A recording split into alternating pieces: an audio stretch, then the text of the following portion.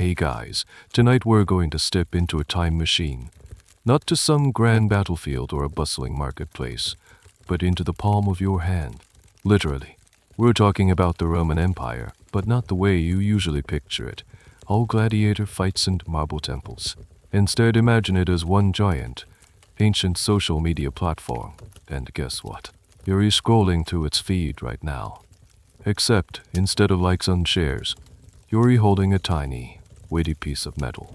You see, long before TIKTOK, or even the printing press, Roman emperors were absolute masters of brand promotion. And their chosen medium, coins. That's right, those humble little discs were the ultimate viral content of their day. They traveled further, reached more people, and stuck around longer than any papyrus scroll or stone inscription could ever hope to. They were, in essence, the ancient world's most effective, tangible, and surprisingly intimate form of mass communication. You might think this sounds a bit boring, just old money, but trust me, these aren't just currency. They're miniature billboards, political manifestos, and even personal diaries all rolled into one. So, before you get comfortable, take a moment to like the video and subscribe, but only if you genuinely enjoy what I do here. Also, let me know in the comments where you're tuning in from tonight and what time it is for you. Maybe you're on the other side of the world, just waking up, or maybe like me, you're winding down. Now, dim the lights, maybe turn on a fan for that soft background hum, and let's ease into tonight's journey together. Imagine you're standing in a bustling Roman forum, the smell of bread and dust in the air, the cacophony of vendors hawking their wares. You reach into your tunic for a coin to buy a handful of olives. As your fingers close around the cold metal, you notice something. It's not just a piece of money. It's a tiny, intricate portrait of the emperor, staring straight back at you. Perhaps it's Augustus with his calm, almost divine gaze, or Hadrian with his distinctive beard. On the reverse side, there might be a goddess, a triumphant torch, or a pile of grain. This isn't just money, it's a message, delivered directly to your hand. Every single coin that flowed through the vast Roman Empire was a carefully crafted piece of propaganda, a physical tweet, an Instagram post from the supreme leader himself. They didn't have algorithms to spread content, but they had something far more pervasive, the daily necessity of commerce. Think about it, every transaction, from buying a loaf of bread to paying your taxes, put these miniature masterpieces into millions of hands. A farmer in Gaul, a legionary on the Rhine, a merchant in Alexandria, all of them, regardless of literacy or language, would hold the same image, the same symbols, the same message of imperial power and benevolence. This was the ultimate reach and impressions for an emperor, an unparalleled way to project their desired image across a sprawling, diverse empire. If you wanted to tell everyone you were a military genius, you put a trophy of arms on the coin. If you wanted to be seen as a generous provider, you depicted overflowing cornucopias. And if you needed to remind everyone that you were practically a god, well, a few rays of light around your head usually did the trick. One of the mainstream historical facts that truly highlights this is the sheer volume and longevity of these coin issues. Emperors would often mint new series of coins for specific events, a major victory, the completion of a grand building project, or even the birth of an heir. These weren't just decorative, they served as official announcements, distributed by the very act of commerce. For a populace largely illiterate, these visual cues were far more effective than any written decree. They were the original visual communication, universally understood within the Roman cultural sphere, designed to leave an indelible impression of the emperor's power, piety, and prosperity. It's fascinating to consider how effective this was. Historians still debate the precise level of political awareness among the common folk based solely on these coins. Did they truly internalize the messages, or was it just another piece of metal to them? The truth probably lies somewhere in the middle, but the consistency of the messaging is undeniable. Now for a little quirky fact. Not all coins were perfectly round or even made of the most obvious metals. While most Roman coins were indeed gold or silver denarius or bronze sestertius, as there were instances of very unusual coin shapes, particularly during times of crisis or specific needs. For example, some emergency issues might be less perfectly circular, almost like blobs of metal simply because speed was more important than aesthetics. And sometimes, for very specific celebratory purposes, you might find lead tokens or other non-standard materials being used as a kind of commemorative coin that served more of a symbolic than a monetary purpose. Imagine getting one of those in your change. It would be like finding a weirdly shaped, limited edition crypto token in your digital wallet today, only this one you could actually hold. These oddities are rare, of course, but they show the flexibility and sometimes the desperation behind the imperial minting process. So when you consider that every time you made a purchase, you were essentially forced to engage with the Emperor's latest status update, you begin to grasp the sheer genius of this system.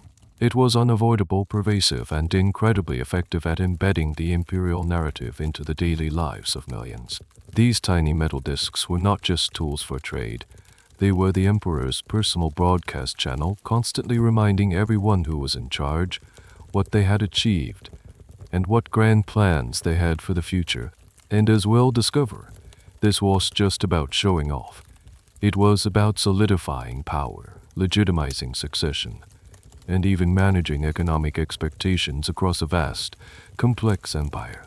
So, we've established that Roman coins were essentially tiny, circulating propaganda pamphlets. But how did we even get to a point where a small piece of metal could carry such weight, both literally and figuratively? To truly appreciate the genius of the Roman emperor's social media strategy, we need to rewind way back before there were any emperors, before there were even standardized coins. We're talking about a time when your grocery run might have involved a goat or a bag of shells. Imagine, if you will, the earliest days of human commerce. You're a farmer, and you've got a surplus of wheat. Your neighbor, perhaps, is a potter who's made too many pots. If you need a pot, and they need wheat, congratulations, you've got a deal. That's barter in its purest form. Simple, right? Until you need a new pair of sandals, and the shoemaker doesn't want wheat, or even your pots. They want, say, a very specific type of wool, which you don't have, but your other neighbor, the shepherd, does. And the shepherd wants stools, which the blacksmith makes, who, in turn, needs your wheat. This quickly becomes a logistical nightmare, a tangled web of I want what you have, but you don't want what I have, so I need to find someone who does. It's exhausting just thinking about it, isn't it? This is what economists charmingly call the double coincidence of wants, and it's notoriously inefficient. Humans, being ingenious creatures, quickly realized they needed something, anything, that everyone would accept as valuable, something easily divisible, transportable, and durable. For a long time, this something varied wildly from culture to culture. In some places, it was cowrie shells, in others, salt, or even large, inconvenient stone discs. For early Romans before proper coins, a common form of money was, believe it or not, cattle. The word pecuniae, meaning money in Latin, actually comes from peceus, meaning cattle. So, next time you pull out your wallet, just imagine trying to pay for your morning coffee with a confused cow. Suddenly, counting out change seems much less cumbersome. This eventually led to the use of raw metal, bronze, primarily weighed out for each transaction. This early Roman money was known as AS Rudolph bronze, or later, AES Signatum stamped bronze. These weren't coins in the modern sense. They were irregular lumps or bars of bronze, often stamped with simple images like an ox or an eagle, merely to certify their quality or weight. You'd literally have to carry around a set of scales and a whole lot of bronze scraps to do your shopping. Imagine the clanking, the arm strain. This was definitely a step up from live cattle, but still far from convenient. The standardization of weight and purity was key, and the stamps were initially just a guarantee. Then, around the 7th century BCE, a major leap happened in the ancient kingdom of Lydia, in what is now Western Turkey. They were the first to reliably produce small, standardized lumps of electronatural gold and silver alloy with official stamps on them. These were the world's first true coins. These Lydian coins weren't just lumps. They were pieces of metal with a fixed weight and value, guaranteed by the issuing authority, typically a king. This innovation spread like wildfire across the Greek world and eventually to Rome. But it took the Romans a few centuries to fully embrace coinage in a standardized way, adopting Greek forms and eventually developing their own distinct styles. Now here's where the billboard part comes in. Once you have a standardized, widely accepted medium of exchange, an inevitable question arises: who guarantees its value? Who says this little metal disc is worth what it claims to be? The answer, for the Romans, was the state, and more specifically, the emperor. At first, the images on early Roman coins might have been simple, generic representations of deities or foundational myths, signifying the Roman state as a whole. But as Rome transitioned from a republic to an empire, and as individual power became concentrated in the hands of the emperors, the potential of these circulating discs was fully realized. Suddenly, it wasn't just about guaranteeing the coin's value. It was about guaranteeing the emperor's image, their legitimacy, their accomplishments, and their plans for the future. The shift wasn't a single, dramatic event, but a gradual evolution. When did it become clear that the imagery on the coin was just as important as the metal itself? Historians still debate the precise moment the propaganda potential truly clicked for Roman leaders. Was it Julius Caesar who famously put his own face on a coin, an unprecedented move for a living Roman, blurring the line between republican tradition and monarchical assertion? Or was it Augustus, his adopted son, who truly systemated the use of coinage as an omnipresent marketing tool for his new imperial order? The consensus leans towards Augustus, who masterfully used coinage to broadcast his image of peace, prosperity, and divine favor after decades of civil war. So from cumbersome cows and heavy bronze lumps, money transformed into a precise, portable, and powerful communication device. It was no longer just a way to buy and sell. It became a declaration, a visual oath, and a direct line from the imperial palace to the hands of every citizen and subject across the vast empire. The humble coin had found its true calling, not just as a medium of exchange, but as the ancient world's most effective, durable, and intimate billboard for imperial power. And as we continue our journey, you'll see just how many different messages these tiny billboards carry. Now that we've journeyed from trading cows to handling standardized metal discs, let's zoom in on the most iconic feature of Roman imperial coinage, the emperor's face. Imagine for a moment that you live in a world where images of your leaders are rare. Maybe you've seen a statue in the forum or a painting on a public building, but those are static, fixed in place. Now suddenly, the very money you use every single day bears the unmistakable likeness of the man in charge. This wasn't just a stylistic choice. It was a revolution in political branding, a direct, personal assertion of authority that had never quite been seen on such a massive, intimate scale before. For centuries during the Roman Republic, putting the image of a living individual on a coin was unthinkable. It reeked too much of monarchy, of tyranny, of the very kings they had overthrown to establish their republic. Roman coins before the empire typically featured deities, personifications of virtues like liberty or victory, or ancestors who had long since passed on, historical figures from Rome's glorious past. The idea was to emphasize the state, the collective, the res publica, not the fleeting ambition of any single man. It was a subtle, yet powerful, statement about the nature of Roman power. It was supposed to reside in the Senate and the people of Rome, not in one supreme individual. Then came Julius Caesar. Caesar, always pushing boundaries, wasn't he? In 44 BCE, the very year he was assassinated, he broke this sacred tradition.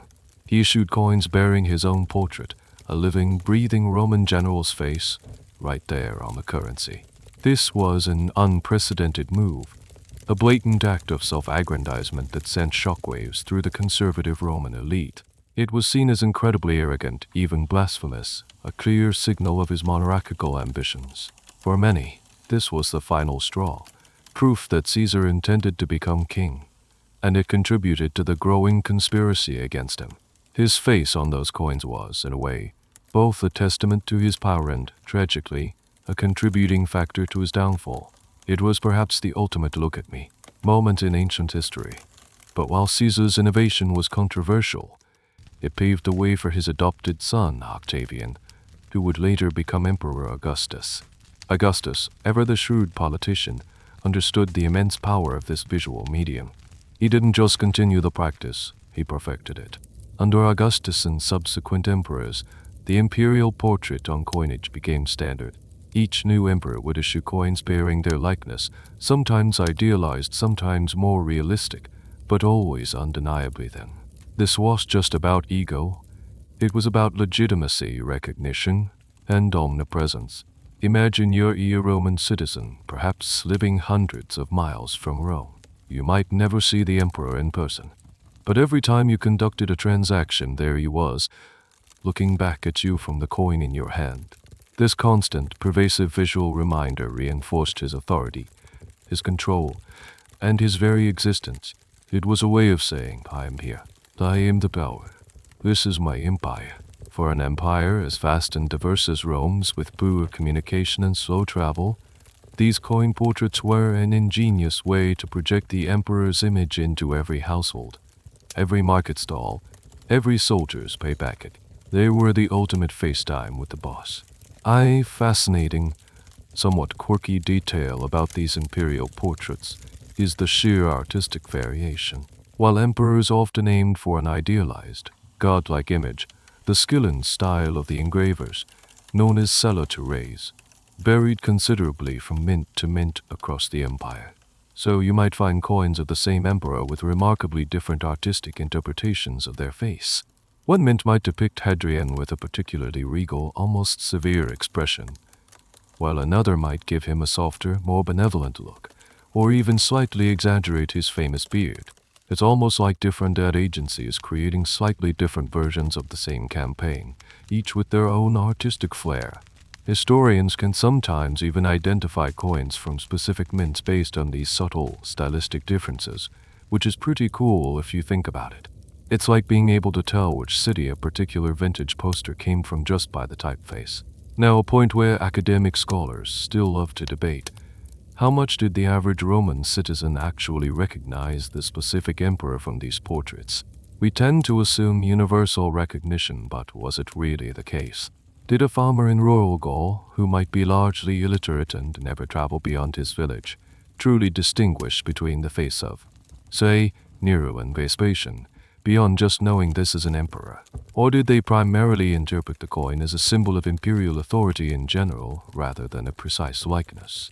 Some argue that the iconography was more about the concept of the emperor, rather than individual recognition, while others suggest that the consistent portrayal and widespread circulation would have made the emperor's face as familiar as any local deity. It's a complex question, hard to answer definitively across such a vast and varied population, but it's a testament to how deeply embedded these coins were in the fabric of Roman society. Ultimately, the decision to put the emperor's face on the coinage was a masterstroke of political branding.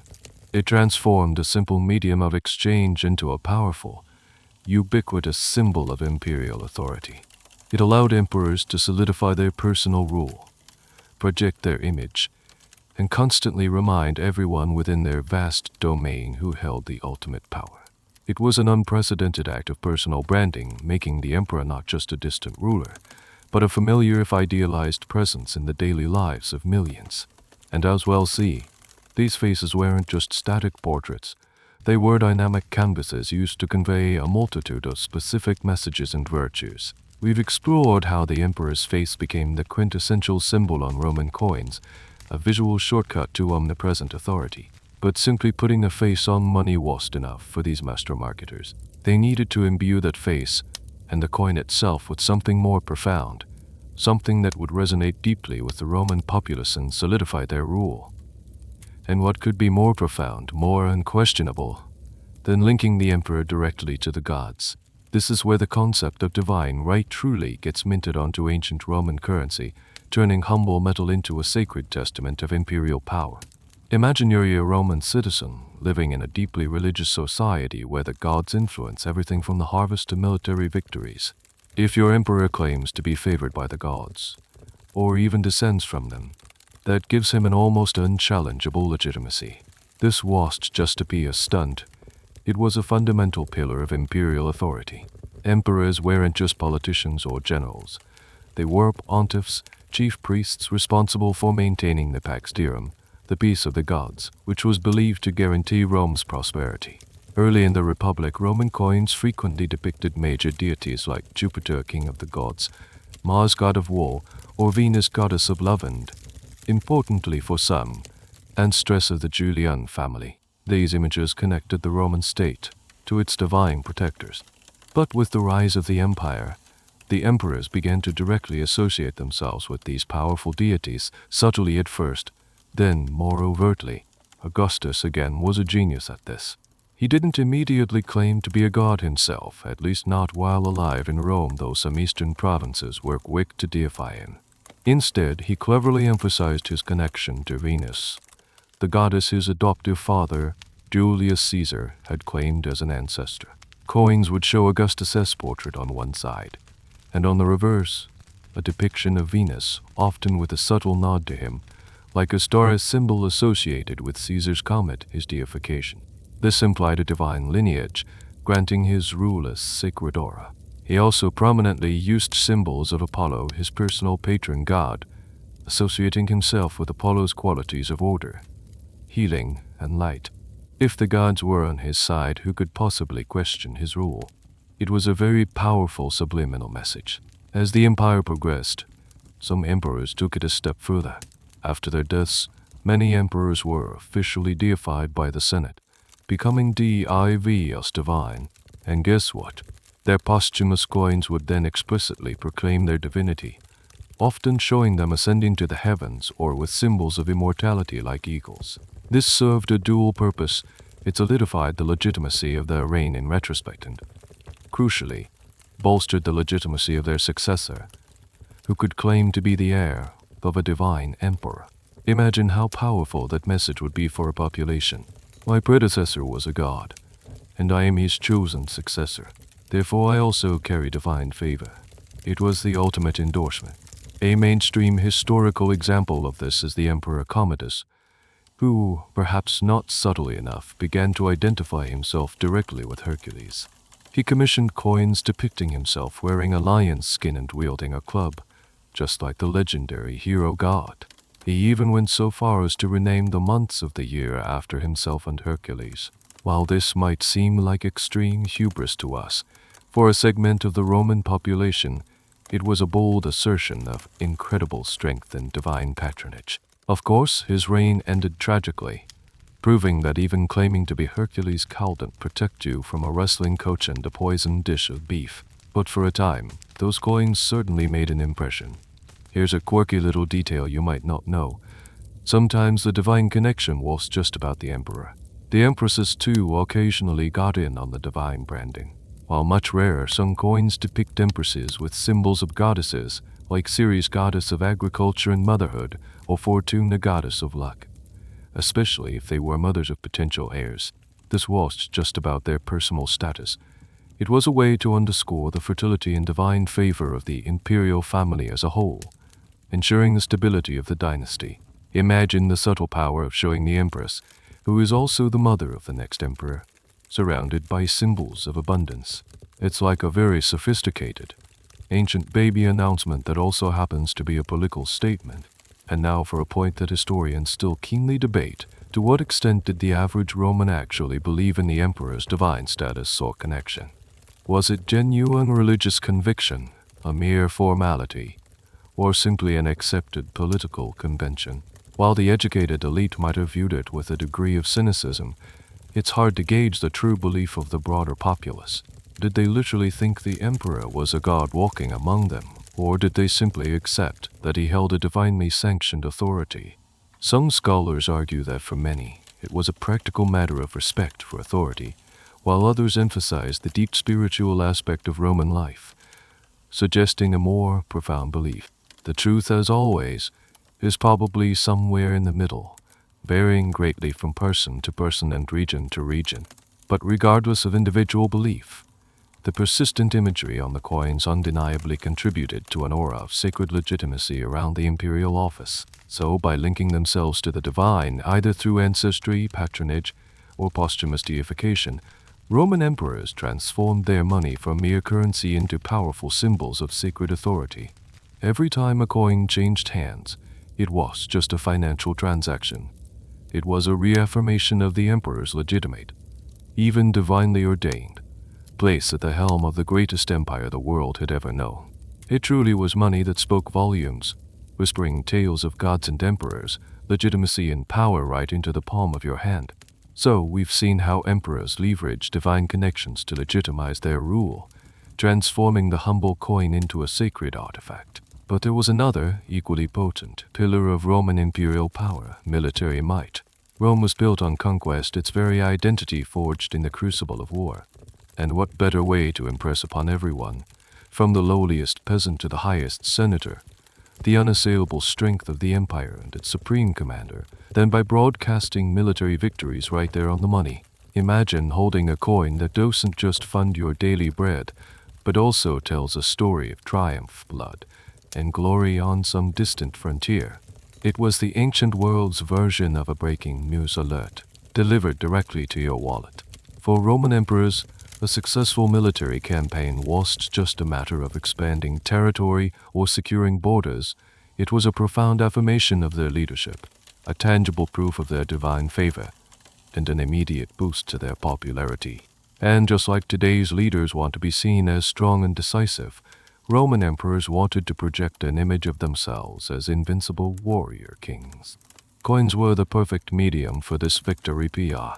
You'd find coins depicting a wide array of triumphant scenes. Perhaps the most common was the goddess Victoria herself, often shown winged, holding a palm branch, a symbol of victory and a wreath. Sometimes she'd be placing a wreath on the emperor's head, or simply striding forward, signifying the empire's continuous success. But the imagery could get much more specific and frankly quite brutal in its message. You might see a defeated enemy, often personified as a kneeling or captive figure, perhaps identifiable as a Goth, a Dacian, or a Parthian, sometimes bound and looking utterly miserable at the emperor's feet. This was a clear message: Rome conquers all. Your emperor conquers all.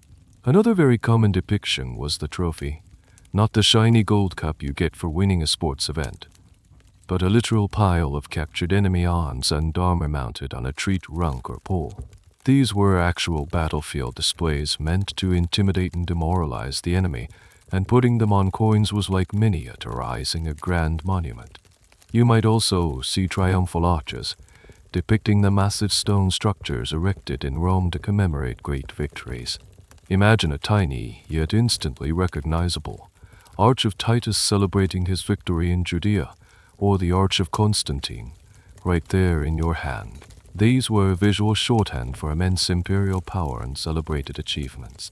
Emperors also used coins to showcase their own martial prowess.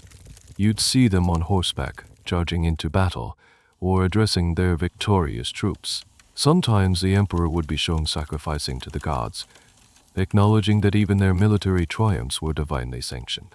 The inscriptions on these coins were equally direct. DEICTAG, IIA, Germany conquered. PARTH, ICOMAX, IAMO, greatest conqueror of Parthia. Or simply V, ICTORIA, UGUSTI, victory of Augustus. These weren't subtle hints, they were bold, declarative statements, reinforcing the emperor's power and ensuring everyone knew exactly who was responsible for the empire's continued glory. A mainstream historical example of this comes from the reign of Trajan, one of Rome's most expansionist emperors. His Dacian wars were monumentally important, resulting in the conquest of Dacia, modern-day Romania. His coins from this period are a veritable catalogue of military propaganda. You'll find images of Dacian prisoners, their distinctive caps and long hair visible, Roman soldiers presenting captured standards, and Persophoniscanes of Dacia, often depicted as a mournful woman. These coins, along with his famous Trajan column, served as a multimedia campaign to glorify his conquests and permanently embed his image as the ultimate military emperor in the Roman consciousness. Now for a slightly quirky detail. Not all victories depicted on coins were necessarily massive, decisive battles. Sometimes an emperor might issue coins celebrating a relatively minor skirmish, a diplomatic success, or even the prevention of an invasion as a grand military achievement. It was a bit like a modern politician taking credit for avoiding a budget crisis. The spin doctors of ancient Rome were just as good as ours, perhaps better, at turning lemons into lemonade, or, in this case, a border skirmish into a glorious triumph. There are even instances where coins celebrating a victory were minted before the campaign was truly decisive, as a sort of confident prophecy, or a way to rally public support for ongoing military action. It's an ancient version of fake it till you make it propaganda, hoping the reality would catch up with the coin's message. And this brings us to a point that historians love to debate. How much did the specific military details depicted on these coins actually matter to the average Roman? Did the general populace truly understand the nuances of a campaign in, say, Mesopotamia, based on a small coin depicting a camel or a specific type of enemy shield? Or was the message more broadly about the emperor's general success and the empire's continued strength? Some scholars argue that the specific iconography was indeed recognized and understood by a significant portion of the population, especially in provinces directly affected by wars. Others contend that for many, it was simply a general affirmation of Roman power without deep engagement in the specifics. The debate often centers on literacy levels and the reach of non-coin-based information, and it's notoriously difficult to pin down. But what's undeniable is the sheer intent behind the minting, to project an image of an unstoppable, victorious military machine, led by an equally unstoppable emperor. So, every time a coin depicting a military victory changed hands, it was more than just currency. It was a miniature monument to Roman power, a circulating reminder of the emperor's triumphs, and a constant reinforcement of the idea that Rome was, and would always be victorious. These little metal discs literally carried the weight of Roman military glory, spreading the message of imperial might to every corner of the known world. We've covered the emperor's face, his divine connections, and his military triumphs, all meticulously crafted onto those tiny metal canvases. But Rome was just about conquering. It was also about building magnificent aqueducts, grand temples, bustling forums, and sprawling road networks that knitted the vast empire together. These weren't just feats of engineering. They were potent symbols of imperial stability, prosperity, and the emperor's benevolence. And just like today's politicians love to cut ribbons on new bridges, Roman emperors were keen to show off their public works. So naturally, these monumental constructions found their way onto the most widely circulated medium of their time, coins. Imagine living in ancient Rome, gazing up at the colossal Flavian Amphitheater, better known as the Colosseum, still under construction. Or perhaps you're benefiting from a newly built aqueduct that brings fresh, clean water directly to your city. These were tangible improvements to daily life, clear evidence that the emperor was investing in the well-being of his people and the grandeur of the empire. By depicting these projects on coins, the emperor was just announcing their completion. He was taking personal credit for them, reminding everyone who funded, initiated, and oversaw these impressive undertakings.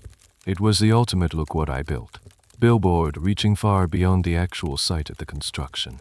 You'd find a remarkable variety of buildings and infrastructure projects on Roman coins. Temples dedicated to various gods, often depicted with intricate details like columns and pediments, would appear, signifying the emperor's piety and his commitment to maintaining the Pax Deorum. Amphitheaters and circuses, venues for public entertainment, would also feature prominently, reminding citizens of the emperor's generosity in providing bread and circuses, a phrase referring to the provision of food and entertainment to keep the populace content. You might even see a depiction of a newly constructed port or a granary, symbols of economic stability and the smooth flow of goods. One of the most famous examples of this architectural marketing is from the reign of the Flavian emperors, Vespasian and his sons Titus and Domitian. They inherited an empire reeling from civil war after Nero's death, and they knew they needed to restore confidence and project an image of stability and renewal. What better way to do this than with massive building projects? The most iconic, of course, was the Colosseum. Coins minted during their reign sometimes feature the Colosseum, complete with its various tiers and arches, or the Meta Sudan as a monumental fountain near the Colosseum, celebrating this grand arena that symbolized Rome's enduring power and the emperor's commitment to public welfare. These were essentially architectural selfies broadcast across the empire. Another fascinating example comes from Hadrian, known as the Traveler Emperor and the Great Builder. His coins often feature specific provincial buildings or even personifications of provinces holding architectural models, showcasing his extensive building programs across the entire empire, not just in Rome. This was just about showing off. It was about demonstrating his comprehensive care for all parts of his vast domain. Now for a slightly quirky detail. Sometimes, the buildings depicted on coins weren't just finished projects. They could be aspirational or even serve as a promise of future construction. An emperor might mint coins showing a grand new temple before it was fully completed, effectively using the coinage as a prospectus to generate excitement and public support. It was a bit like a modern architect releasing impressive renders of a skyscraper before the ground has even been broken. It showed commitment and vision, even if the actual completion was still some years away. And sometimes, the depiction might be somewhat stylized or simplified, sacrificing exact architectural accuracy for a more easily recognizable and impactful image.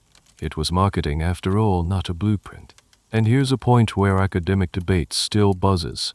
Did the average Roman citizen, especially those far from the capital, truly appreciate the specific architectural significance of these depictions?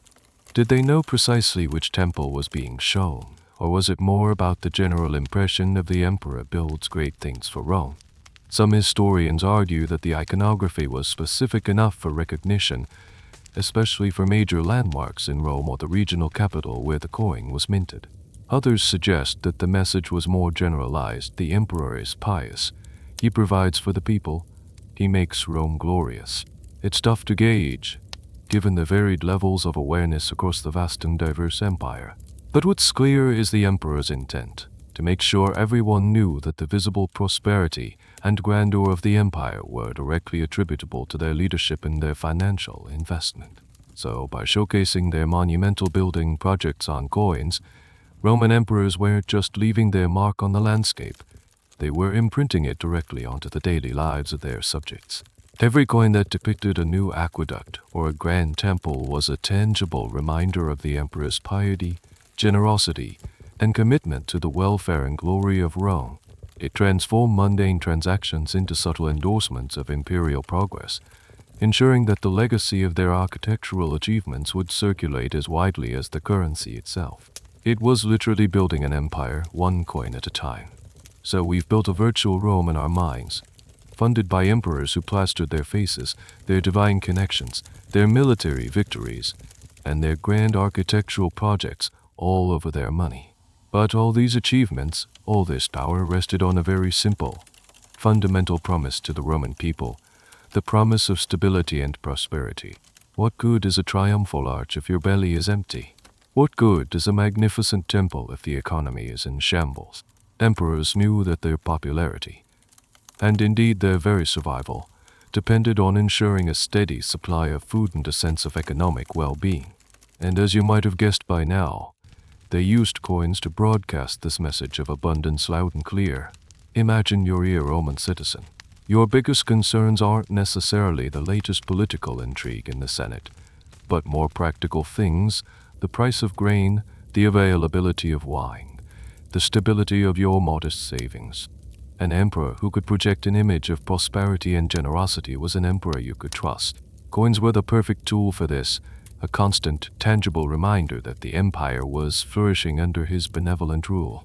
The symbolism used to convey this message was often beautiful and easily understood. One of the most common motifs was the cornucopia, the horn of plenty, a large, horn-shaped basket overflowing with fruits, grains, and flowers. It was a universal symbol of abundance, instantly recognizable to everyone. A coin depicting a goddess like Onona, the personification of the grain supply or abundant, i.e. the personification of abundance, holding a cornucopia sent a powerful message. Under this emperor you will not go hungry. The land is fertile, the harvests are plentiful. Another crucial symbol was the modius, a Roman measuring basket used for grain. Seeing a modius filled with stalks of wheat on the back of a coin was a direct, almost literal promise of a stable grain supply.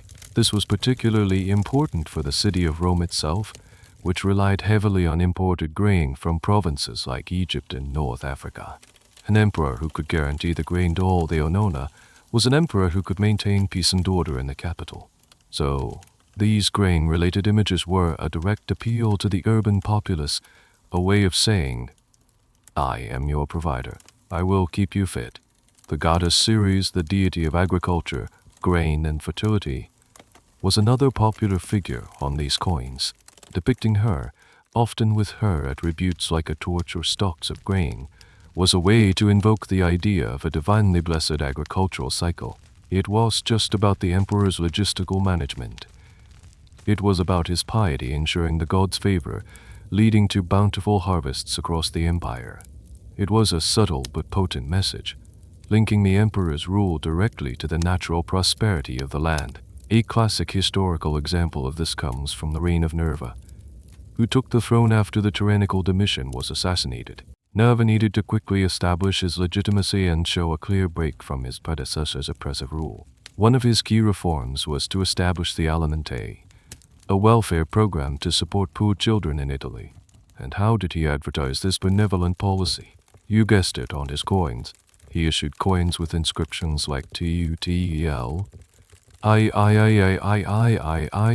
guardianship of Italy, and depictions of himself with a child, or with imagery related to providing for the young.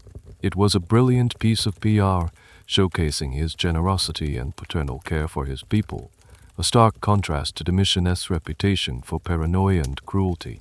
Now for a quirky little tidbit. While most prosperity symbols were grand and obvious, like cornucopias, sometimes the message of wealth was much more direct. It was literally about the money itself.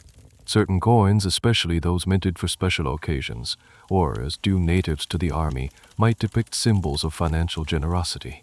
For example, the emperor might be shown seated on a platform, distributing money to citizens, with the inscription LIBRELITA, test generosity.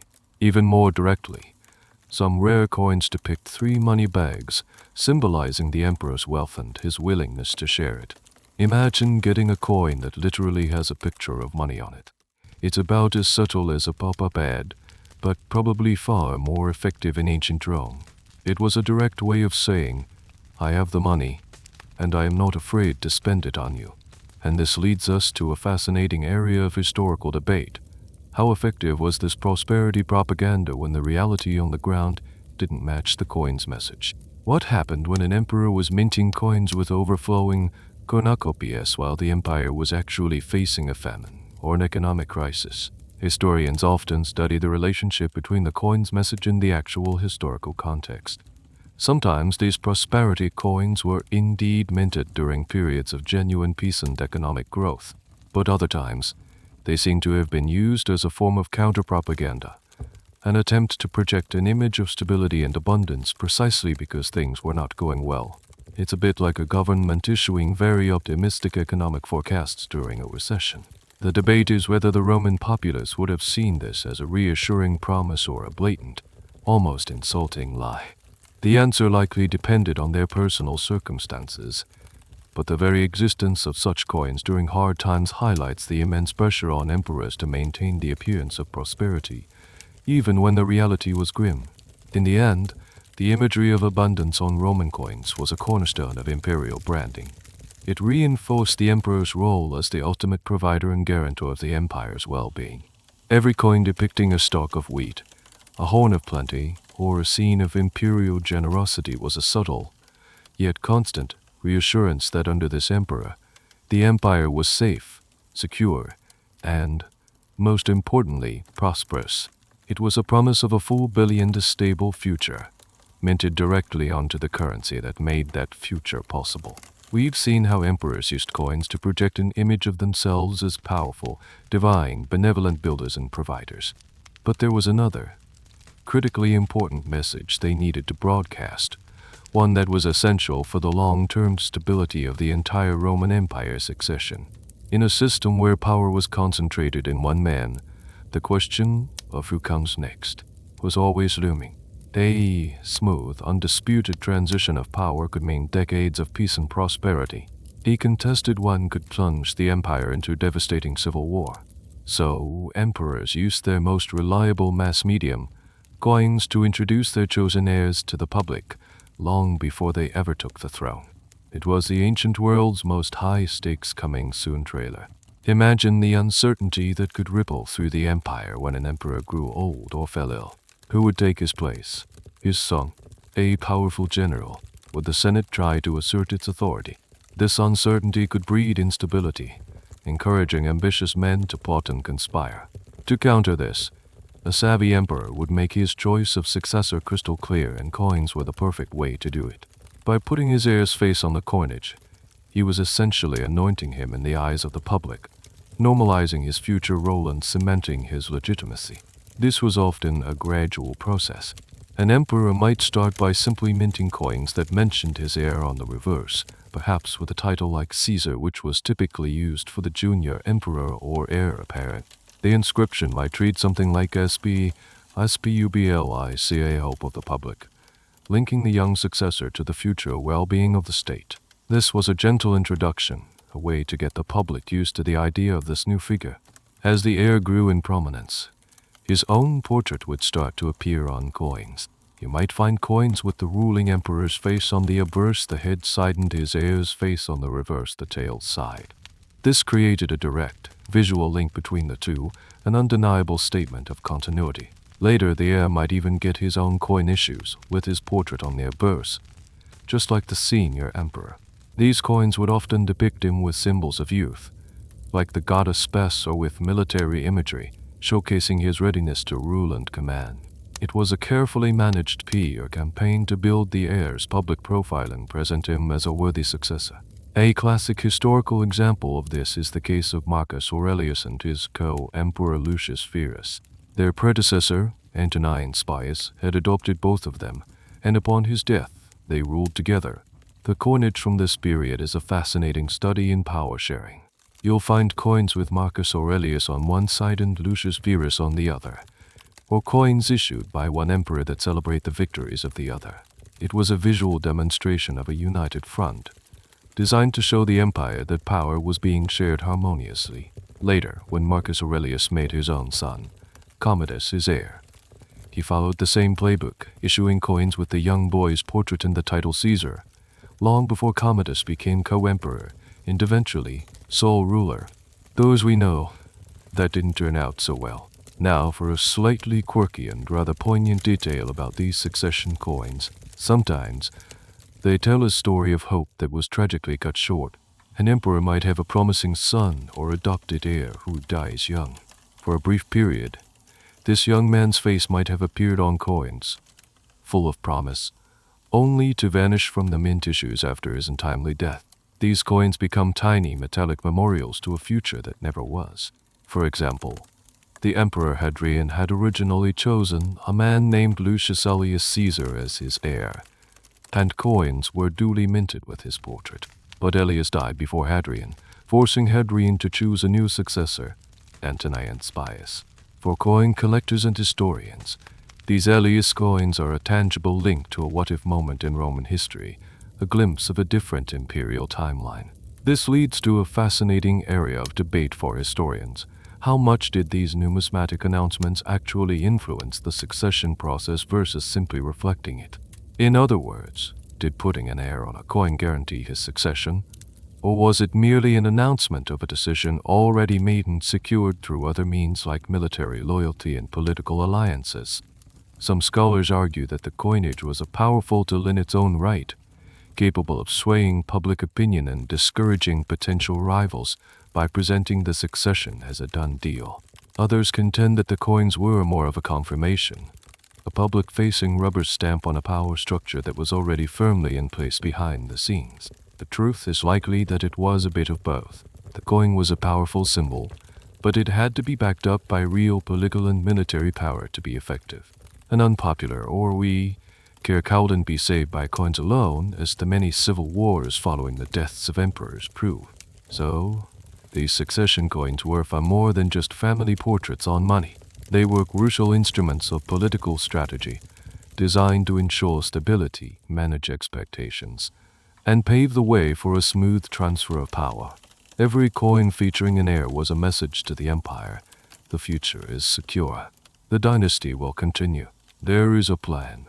It was a way to calm fears, preempt challenges, and present the imperial family as an enduring, stable institution, all on a tiny metal disc that traveled from the heart of the empire to its farthest frontiers. So far, our journey through Roman coin propaganda has been a decidedly male-dominated affair. We've seen emperors as gods, generals, builders, and patriarchs, all meticulously branded on the currency of the realm. But what about the other half of the imperial household? What about the empresses, the mothers, the wives, and the daughters of these powerful men? While far less common, their appearance on coins offers a fascinating glimpse into the roles and influence of women at the very apex of Roman society. These weren't just vanity portraits. The presence of an empress on a coin was a calculated political statement, a subtle but powerful message about dynasty, virtue, and the stability of the imperial family. Imagine the Roman world, a society where, officially, women held no direct political power. They couldn't vote, hold office, or command armies. Yet behind the scenes, imperial women could wield immense influence.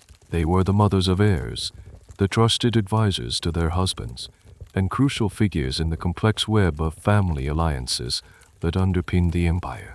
Putting an empress's portrait on a coin was a way to publicly acknowledge this importance, to bring her out from behind the curtain into the public eye. When an empress or Augusta did appear on a coin, her image was carefully curated to project specific virtues. You wouldn't typically see her depicted as a military commander, though there are some very rare and debated exceptions. Instead, the iconography focused on qualities that were seen as essential for a respectable and influential Roman woman. She might be associated with goddesses like Juno, the queen of the gods and patroness of marriage, Venus in her role as Venus Genetrix, the motherly ancestor, or Ceres, the goddess of fertility and agriculture. These associations reinforced her role as a loyal wife, a devoted mother, and a symbol of the piety and fecundity of the imperial house. The inscriptions on these coins often echoed these themes. You might find CONC or DII harmony, celebrating the harmonious relationship between the emperor and empress, a key symbol of a stable state, or PUDICITIA modesty or chastity, highlighting her personal virtue. Another common theme was FECUNDITAS fertility, especially if she had borne sons, securing the succession. These weren't just personal compliments, they were political statements. An empress who embodied Concordia, PUDICITA, and fecunditas was a guarantor of a stable, virtuous, and enduring dynasty. A classic historical example is Faustina the Younger, the wife of Marcus Aurelius. She was the mother of many children, including the future Emperor Commodus, and she appeared frequently on the coinage of her husband's reign. Her coins often celebrate her fertility, with reverses showing her surrounded by her children or with inscriptions like FDDA, DET, IAUGUSDA, due to the fertility of the Augusta. After her death, she was deified, and coins were issued in her honor showing her ascending to the heavens, with inscriptions like CONSECRATIO. This not only honored her memory, but also burnished the credentials of her son, Commodus, as the child of a now divine mother. It was a way of weaving the empress into the sacred narrative of the imperial family. Now for a quirky and somewhat scandalous detail. The idealized virtues depicted on these coins didn't always match the rumored reality of the empress's life. The ancient sources, often written by senators who were hostile to the imperial court, are filled with gossip about the alleged infidelities and political intrigues of various empresses. Faustina the Younger, for example, despite being celebrated for her wifely devotion on coins, was accused by some ancient writers of being wildly promiscuous. Similarly, Julia Domna, the powerful wife of Septimus Severus, was a highly influential and intellectual figure, but was also the subject of scandalous rumors. This creates a fascinating tension between the official brand of the empress presented on the coinage and the often salacious accounts of her life in the historical texts. It's a classic case of official PR versus back-channel gossip, an ancient version of a tabloid scandal. This leads to a point of rich academic debate. What was the true purpose of putting these women on coins? Was it a genuine recognition of their personal influence and power? Or were they merely being used as pawns in their husbands' or sons' political messaging? Some historians, particularly those with a feminist perspective, argue that these coin portraits are evidence of the significant, albeit informal, power wielded by imperial women.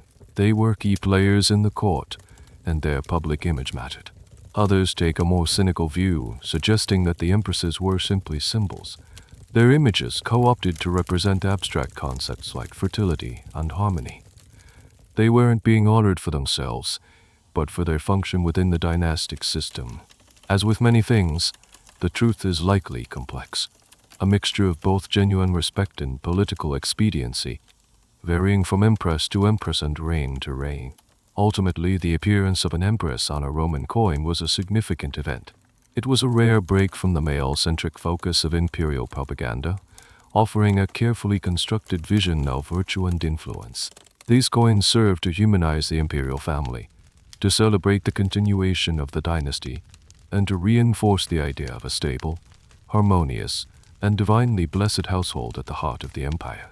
They are tiny, precious windows into the lives and the public person as of some of the most powerful women in the ancient world, reminding us that even in a man's world, the empress's image could be worth its weight in gold. So far, we focused on the very literal images on Roman coins, the emperor's face, his family, victorious scenes, and grand buildings. But the Roman mind, and by extension their coin propaganda, was also deeply symbolic. They didn't just show things, they represented ideas. Emperors wanted to communicate not just what they did, but what they stood for. They wanted to be seen as embodying virtues like justice, peace, and piety. But how do you draw a picture of justice? How do you mint an image of hope? The answer lay in one of the most elegant and creative aspects of Roman coinage, the use of persephoniscanes or allegorical figures.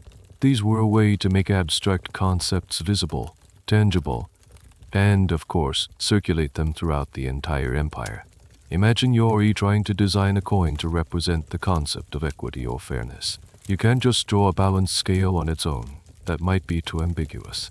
But if you depict a graceful female figure, dressed in classical robes, holding that scale, suddenly the idea comes to life. You've given it a human form, a personality. This is the essence of Roman allegorical coinage. They took abstract virtues and ideals, many of which were central to their political philosophy, and turned them into a cast of instantly recognizable characters, mostly female, each with their own specific attributes. This practice had deep roots in Roman religion and culture. The Romans had long worshipped deities that were essentially persephoniscanes of concepts, like spes hope or fides faith. The imperial mint simply co-opted this tradition for political purposes. By placing these figures on the reverse of their coins, emperors were effectively claiming these virtues as their own, as defining characteristics of their reign. It was a sophisticated form of branding, associating the emperor not just with concrete achievements, but with the very moral fabric of the Roman state. Let's meet some of the cast. You had Justitia Justice, often shown with her scales and a scepter. There was Pax Base, usually depicted holding an olive branch and a scepter, a hugely important symbol, especially after a period of civil war. We've already met Onona, the grain supply and abundant abundance, crucial for projecting prosperity. You'd also find Aquitas equity or fairness, holding scales and a cornucopia, symbolizing a fair and prosperous economy. Fides faith or loyalty, particularly Fides militum, the loyalty of the army, was vital for any emperor and was often shown holding military standards. Libertas liberty was another powerful symbol, especially for emperors who came to power after overthrowing a tyrant, often shown with a freedman's cap. A great historical example of this is the reign of Vespasian. After the chaotic year of the 4 emperors that followed Nero's death, Vespasian's primary goal was to restore order and confidence. His coinage is a masterclass in using these Persephoniscanes to signal a return to traditional Roman values. He heavily featured coins with pax, to show the civil wars were over, Concordia, to signify United State, and fides to emphasize the loyalty of the armies that brought him to power. It was a multi-pronged messaging campaign, all conveyed through these elegant female figures, promising a return to stability and good governance. Each coin was a miniature promise that the chaos was over and a new era of peace had begun. Now for a slightly quirky detail. While most of these Persephoniscanes were graceful, idealized female figures, sometimes the symbolism could get a bit more specific and, well, a little on the nose. For example, you might find Securitas Security depicted leaning casually against a column, looking thoroughly relaxed and unbothered. The body language itself conveys the message everything is fine, nothing to worry about. Another one is Felicitas Happiness or Good Fortune, often shown with the caduceus, a winged staff associated with the god Mercury, and a cornucopia. It's a combination of symbols that essentially says, I bring you both good luck and prosperity. It's like a visual mission statement for the emperor's reign, all wrapped up in one elegant allegorical figure. This brings us to a really interesting area of academic discussion. How deeply did the average person understand the nuances of these allegorical figures? Did a legionary on the frontier or a shopkeeper in Ephesus immediately recognize the difference between Aquitas and Justitia based on their attributes? Or did they just see a generic good goddess figure and get a vague, positive feeling about the emperor? Some scholars argue that these symbols were part of a widely understood visual language, that Romans were culturally fluent in this kind of allegory. They point to the consistency of the attributes and the long tradition of such figures in Roman art and religion. Others suggest that the understanding was likely more superficial for the majority of the population. The specific virtue might have been lost on some, but the general message that the emperor is virtuous and brings good things would have been clear. It's a debate about the visual literacy of the ancient world, and coins are a key piece of evidence. In essence, these allegorical figures were the brand values of the Roman Empire, minted for all to see. They allowed emperors to communicate complex ideas in a simple, elegant, and universally accessible visual format. They elevated the political messaging from simple boasts about victories and buildings to a more profound statement about the moral and philosophical foundations of the emperor's rule. Each coin carrying a personification was a small piece of political poetry, a reminder that the emperor was just in charge of the state's finances and armies, but also its soul. It was a way of saying, my reign is not just powerful, it is good. We've talked a lot about the messages on these Roman coins, the emperor's face, his divine right, his victories, and his virtues. But a message is only as good as its distribution network. So how did the Roman Empire ensure that these tiny, metallic billboards reached every corner of its vast territory, from the misty shores of Britain to the sun-scorched deserts of Syria? The answer lies in a sophisticated, decentralized system of imperial mints. The propaganda was just being broadcast from a single station in Rome. It was being locally produced and disseminated through a network of strategically placed production centers. Imagine the sheer logistical challenge of supplying currency to an empire that spanned 3 continents. If every single coin had to be minted in Rome and then shipped out, the process would be incredibly slow, expensive, and vulnerable to disruption by pirates, bandits, or bad weather. A legionary stationed on Hadrian's wall couldn't wait months for his pay to arrive by sea and land from Italy. The solution was to establish branch mints in key provincial cities. This allowed the empire to produce and distribute currency more efficiently, respond to local economic needs, and, crucially, ensure that the emperor's latest propaganda messages were disseminated rapidly across the entire domain. The main mint, of course, was in Rome itself. This was the heart of the operation, producing the highest quality coins, especially the gold aerie, and often setting the standard for the designs that would be used empire-wide. But at various times, especially during periods of military activity or administrative reform, other major cities became powerful minting centers. Cities like Lug du Num, modern-day Lyon in France, were massive producers for the western provinces. Antioch in Syria was a key mint for the east. Alexandria in Egypt had its own unique coinage system but also produced imperial currency. Other important mints existed at different times and places like Trier in Germany, Sicii in modern-day Croatia, and Sikazis in Turkey. This network of mints allowed the emperor to tailor his messaging. While the core message, the emperor's portrait and his primary titles, remained consistent, the reverse types could sometimes be adapted for a local audience. For example, a coin minted in a military hotspot like Trier might more frequently feature martial themes like the loyalty of the army or recent victories against Germanic tribes, as this would resonate more directly with the soldiers and communities in that region. Similarly, a mint in the East might use slightly different artistic styles or emphasize themes that were more relevant to the local population. A mainstream historical example of this system in action is during the Tetrarchy, the rule of four established by the Emperor Diocletian at the end of the 3rd century AD. The empire was divided among four rulers to manage its vastness and constant military threats more effectively. To support this new system, the mint network was expanded and standardized. Each of the four emperors had his own capital and his own set of mints. This meant that propaganda for all four rulers could be produced simultaneously across the empire, reinforcing the message of a united, powerful, and stable collective leadership. You could be in Gaul and get a coin celebrating a victory won by a different emperor in Egypt, a constant reminder of the empire's shared power and reach. Now for a cool, nerdy detail that numismatists, coin experts absolutely love. Many of these provincial mints had their own secret signature, a way of marking which coins came from their workshop. These are called mint marks. They were often tiny letters or symbols placed discreetly on the coin, usually on the reverse side in the area below the main image, the exarch. For example, a coin might have the letters SMANT on it, which would stand for Sacramonita Antiochiensis, Sacred Money of Antioch.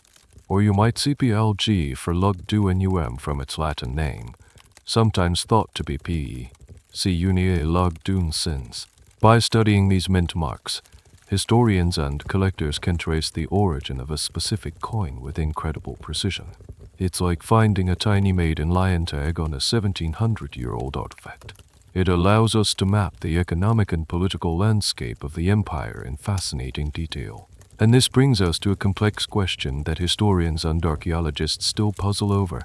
How tightly controlled was the messaging from the central authority in Rome? Did the main mint in Rome send out master dies, the stamps used to make coins, to the provincial mints? Or did they just send out instructions or sketches for the designs?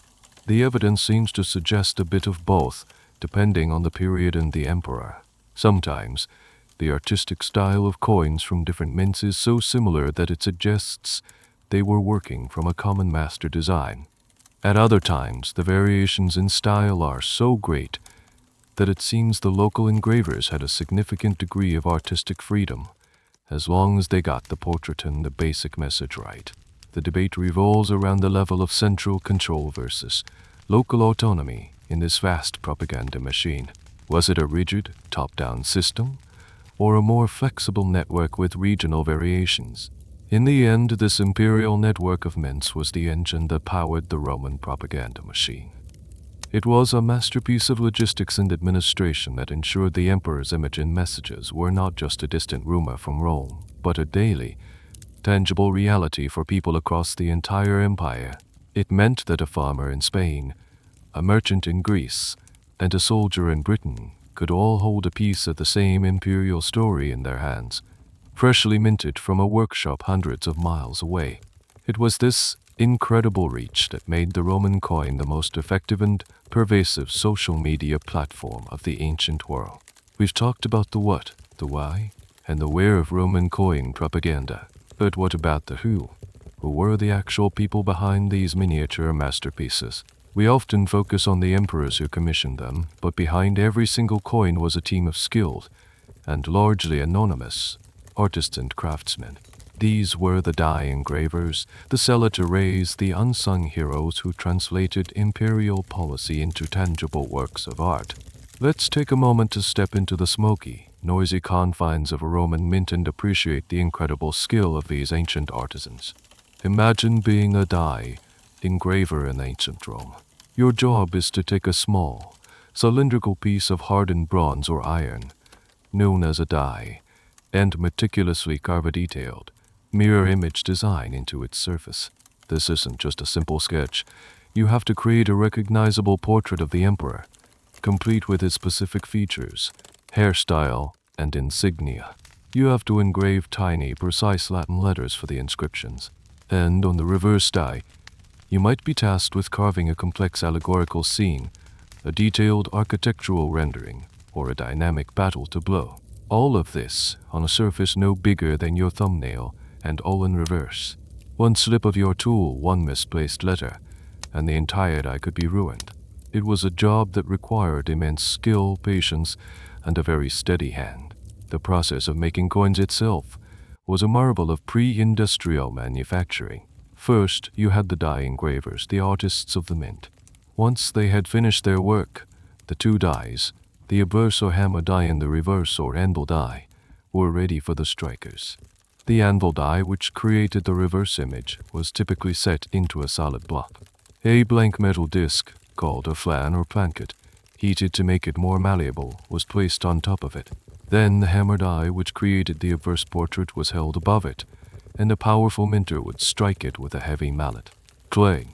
In that one forceful moment, the blank metal was squeezed between the two dies, and a coin complete with its intricate designs on both sides was born. This process was repeated thousands upon thousands of times a day to produce the vast quantities of currency needed to run the empire.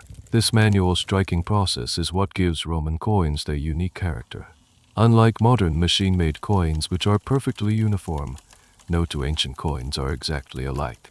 The strike might be slightly off-center or the pressure might be uneven, resulting in a weaker impression on one side. The dies themselves would wear out over time, leading to a gradual loss of detail in the coins they produced. These die states, as numismatists call them, allow historians to reconstruct the sequence in which coins were minted. It's like watching a photograph fade over time, and it provides incredible insight into the production life cycle at the mint.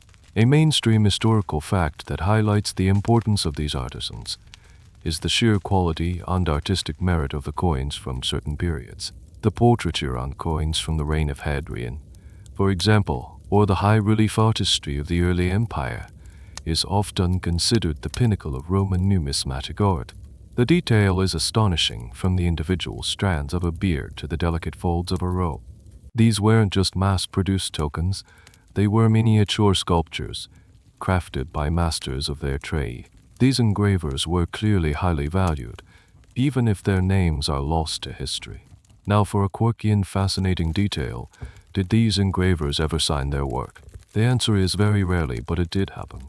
On a handful of coins from the late Republic and early Empire, especially from Greek-speaking regions with a strong tradition of artistic pride, you can sometimes find tiny, almost microscopic, signatures of the die engraver hidden within the design.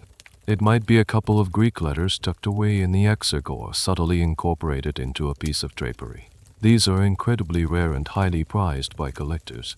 They are a fleeting glimpse of individual artistic identity in a system that was overwhelmingly about imperial anonymity.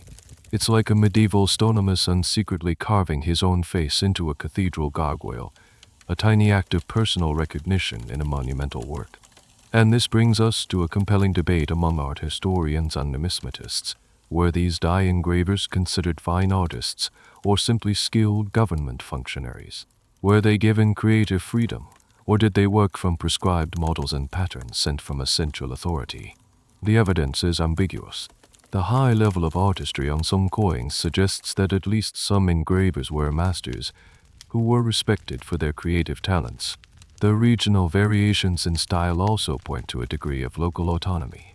However, the overwhelming consistency of the core political messaging across the empire suggests a very tight system of control. The debate really centers on the nature of art in the Roman world. Was there a sharp distinction between art and craft, or was a skilled artisan who produced beautiful, functional objects considered an artist in his own right? These coins sit right at the intersection of that question. So, the next time you see a picture of a Roman coin, take a closer look. Beyond the emperor's propaganda, see the steady hand of the engraver. hear the clang of the minter's hammer. Appreciate the incredible skill and artistry that went into creating these tiny, durable, and beautiful objects. These weren't just tools of the state, they were the product of a sophisticated manufacturing process and the work of countless and anonymous artisans who, in their own way, shaped the visual landscape of the Roman world, one coin at a time. We've delved into the messages, the makers, and the distribution of these Roman social media coins. But we haven't yet talked about the very essence of what made them work, not just as propaganda, but as money, the metal itself. The choice of gold, silver, or bronze wasn't arbitrary.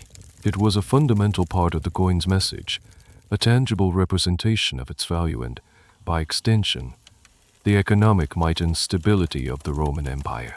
The metal mattered deeply. It was the physical bedrock upon which the entire system of commerce and trust was built.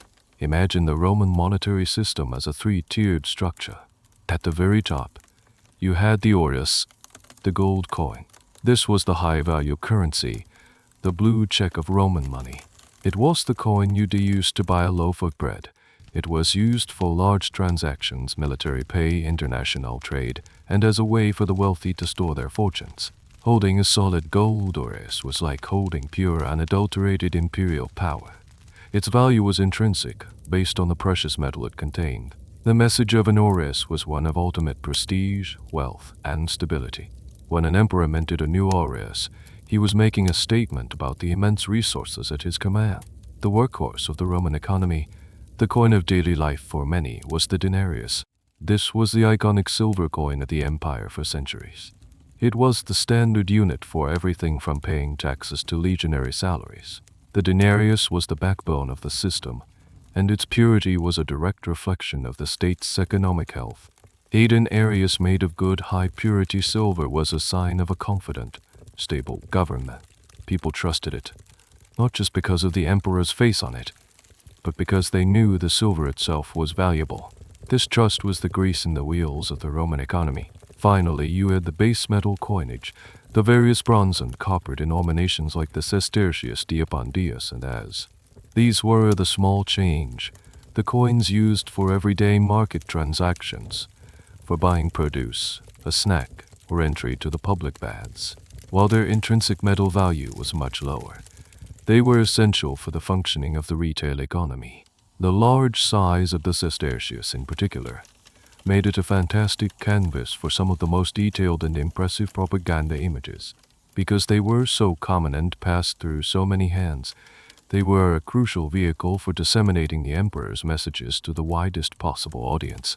A key historical fact to understand is that for much of the early empire, this system was relatively stable.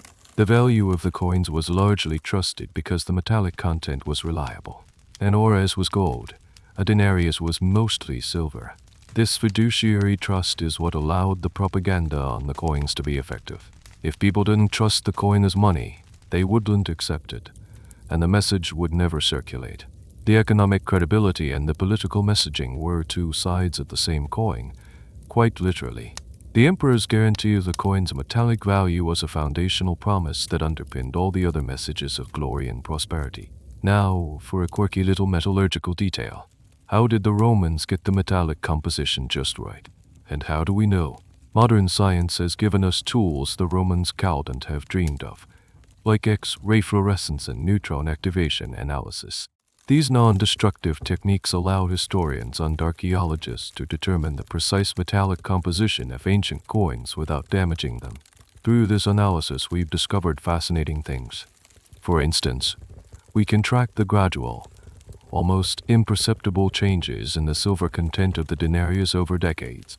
We've also found trace elements in the metal that can sometimes be linked to specific mining regions, allowing us to map the sources of Roman silver and gold. It's like ancient economic DNA, revealing a hidden history of resource management and financial policy.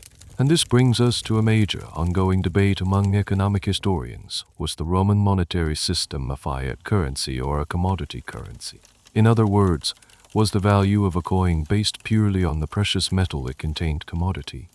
Or did it have a value assigned by the state that was higher than its metal content fiat? For the gold aureus, the value was almost entirely in the gold itself. But for the silver denarius and especially the bronze coinage, the situation is more complex. Many scholars argue that the denarius, for much of its history, was a token currency, meaning its official value was set slightly higher than its silver content. The state's guarantee, symbolized by the emperor's portrait, was what made up the difference. This gave the government a small profit on minting, known as seigniorage. Others argue that the public was savvy enough to value the coins primarily for their metal, and that the state's role was more about certifying that metal's purity and weight. The debate cuts to the heart of how we understand Roman economic psychology and the nature of money itself. Ultimately, the metal in a Roman coin was its most fundamental message. It spoke of wealth, stability, and, most importantly, trust. The golden gleam of an aureus, the solid weight of a silver denarius, and the humble utility of a bronzes were all part of a complex system of value that mirrored the social and political hierarchy of the empire. The emperor's propaganda could only be built upon this foundation of metallic integrity. But as we'll see, when that foundation began to crack, the entire imperial edifice started to tremble. We've established the importance of trust, built upon the solid foundation of precious metal in Roman coins. The aureus was gold, the denarius was silver, and the emperor's image guaranteed it. It was a beautiful, stable system while it lasted. But what happens when an empire overstretches itself, when military expenses balloon, when plagues ravage the population, and when civil wars drain the treasury? What happens when an emperor needs more money than he has? The answer is a temptation as old as coinage itself. You start to cheat. You debase the currency. And this is where our story takes a darker turn, into the realm of economic crisis and the slow, insidious erosion of trust. Imagine you're an emperor facing a massive budget shortfall. You need to pay the legions, fund public works, and maintain the grain dole, but the state's coffers are running low. You can't just print more money like a modern government. Your money is supposed to be made of valuable metal. So you turn to a sly, short-term solution. You recall the old, pure silver denarii from circulation. You melt them down, but when you remint them, you add a little bit of a cheaper base metal like copper. Now, from the same amount of silver, you can produce more coins. At first, it's just a tiny amount, almost undetectable. You've essentially created money out of thin air, allowing you to meet your immediate expenses. Problem solved, right? Right. This process is called debasement, and it's a very dangerous game. In the short term it works, but the Roman public, and especially merchants and money changers, were not fools. They quickly began to notice that the new coins didn't have the same look, feel, or weight as the old ones. The color might be slightly off, or they wouldn't ring true when drawn. Once people realize the currency is being diluted, a simple but powerful economic law kicks in, famously known as Gresham's law. Bad money drives out good. What does this mean?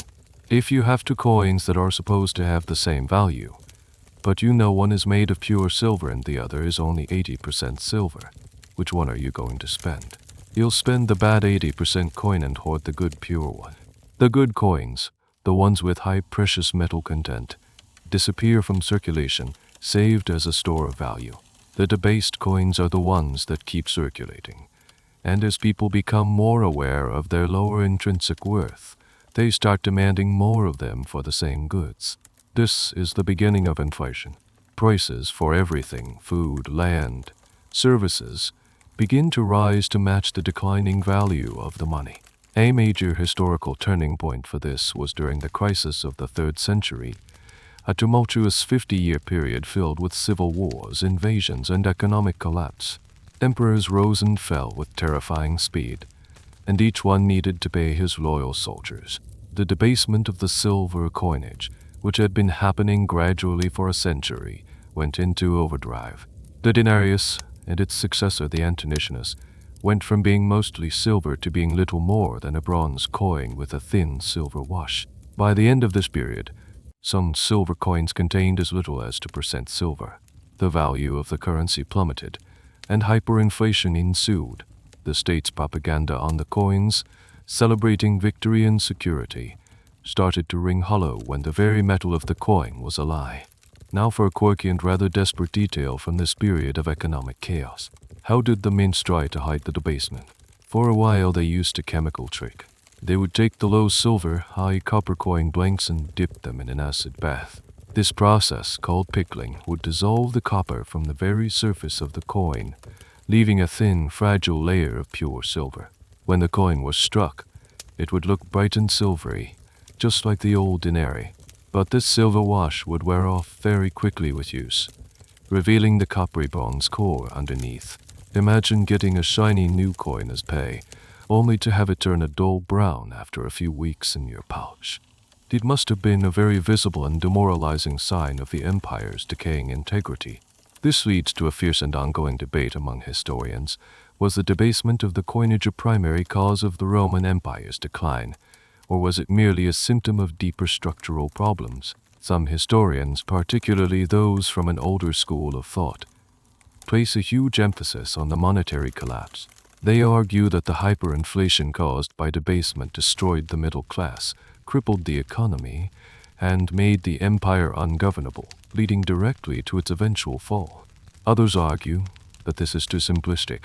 They contend that the debasement was a desperate response to other, more fundamental issues: constant civil wars that destroyed productive capacity, over-reliance on slave labor, plagues that reduced the tax base, and the immense cost of defending impossibly long borders.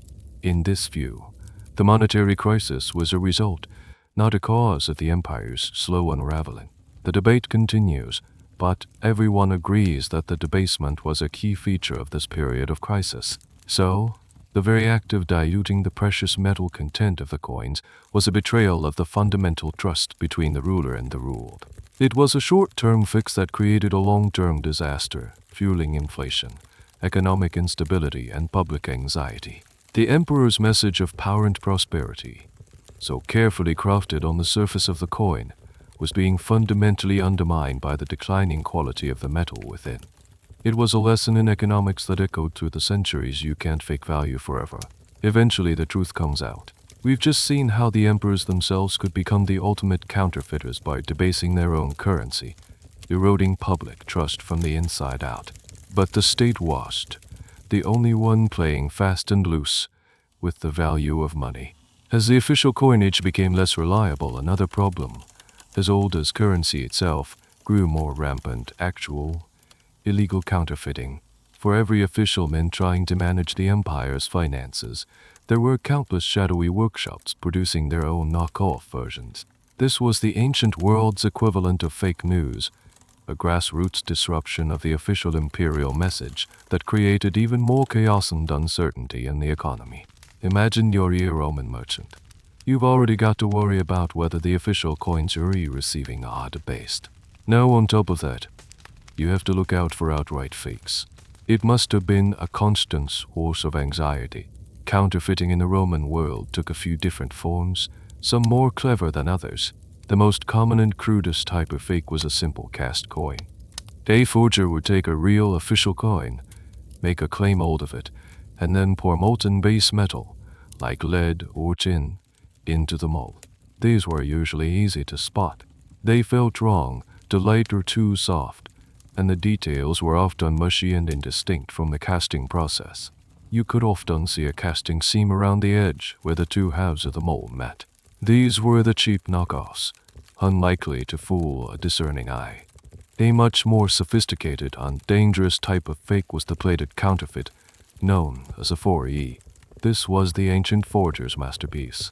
They would start with a core of a cheap base metal, like copper or bronze, shaped like a coin blank.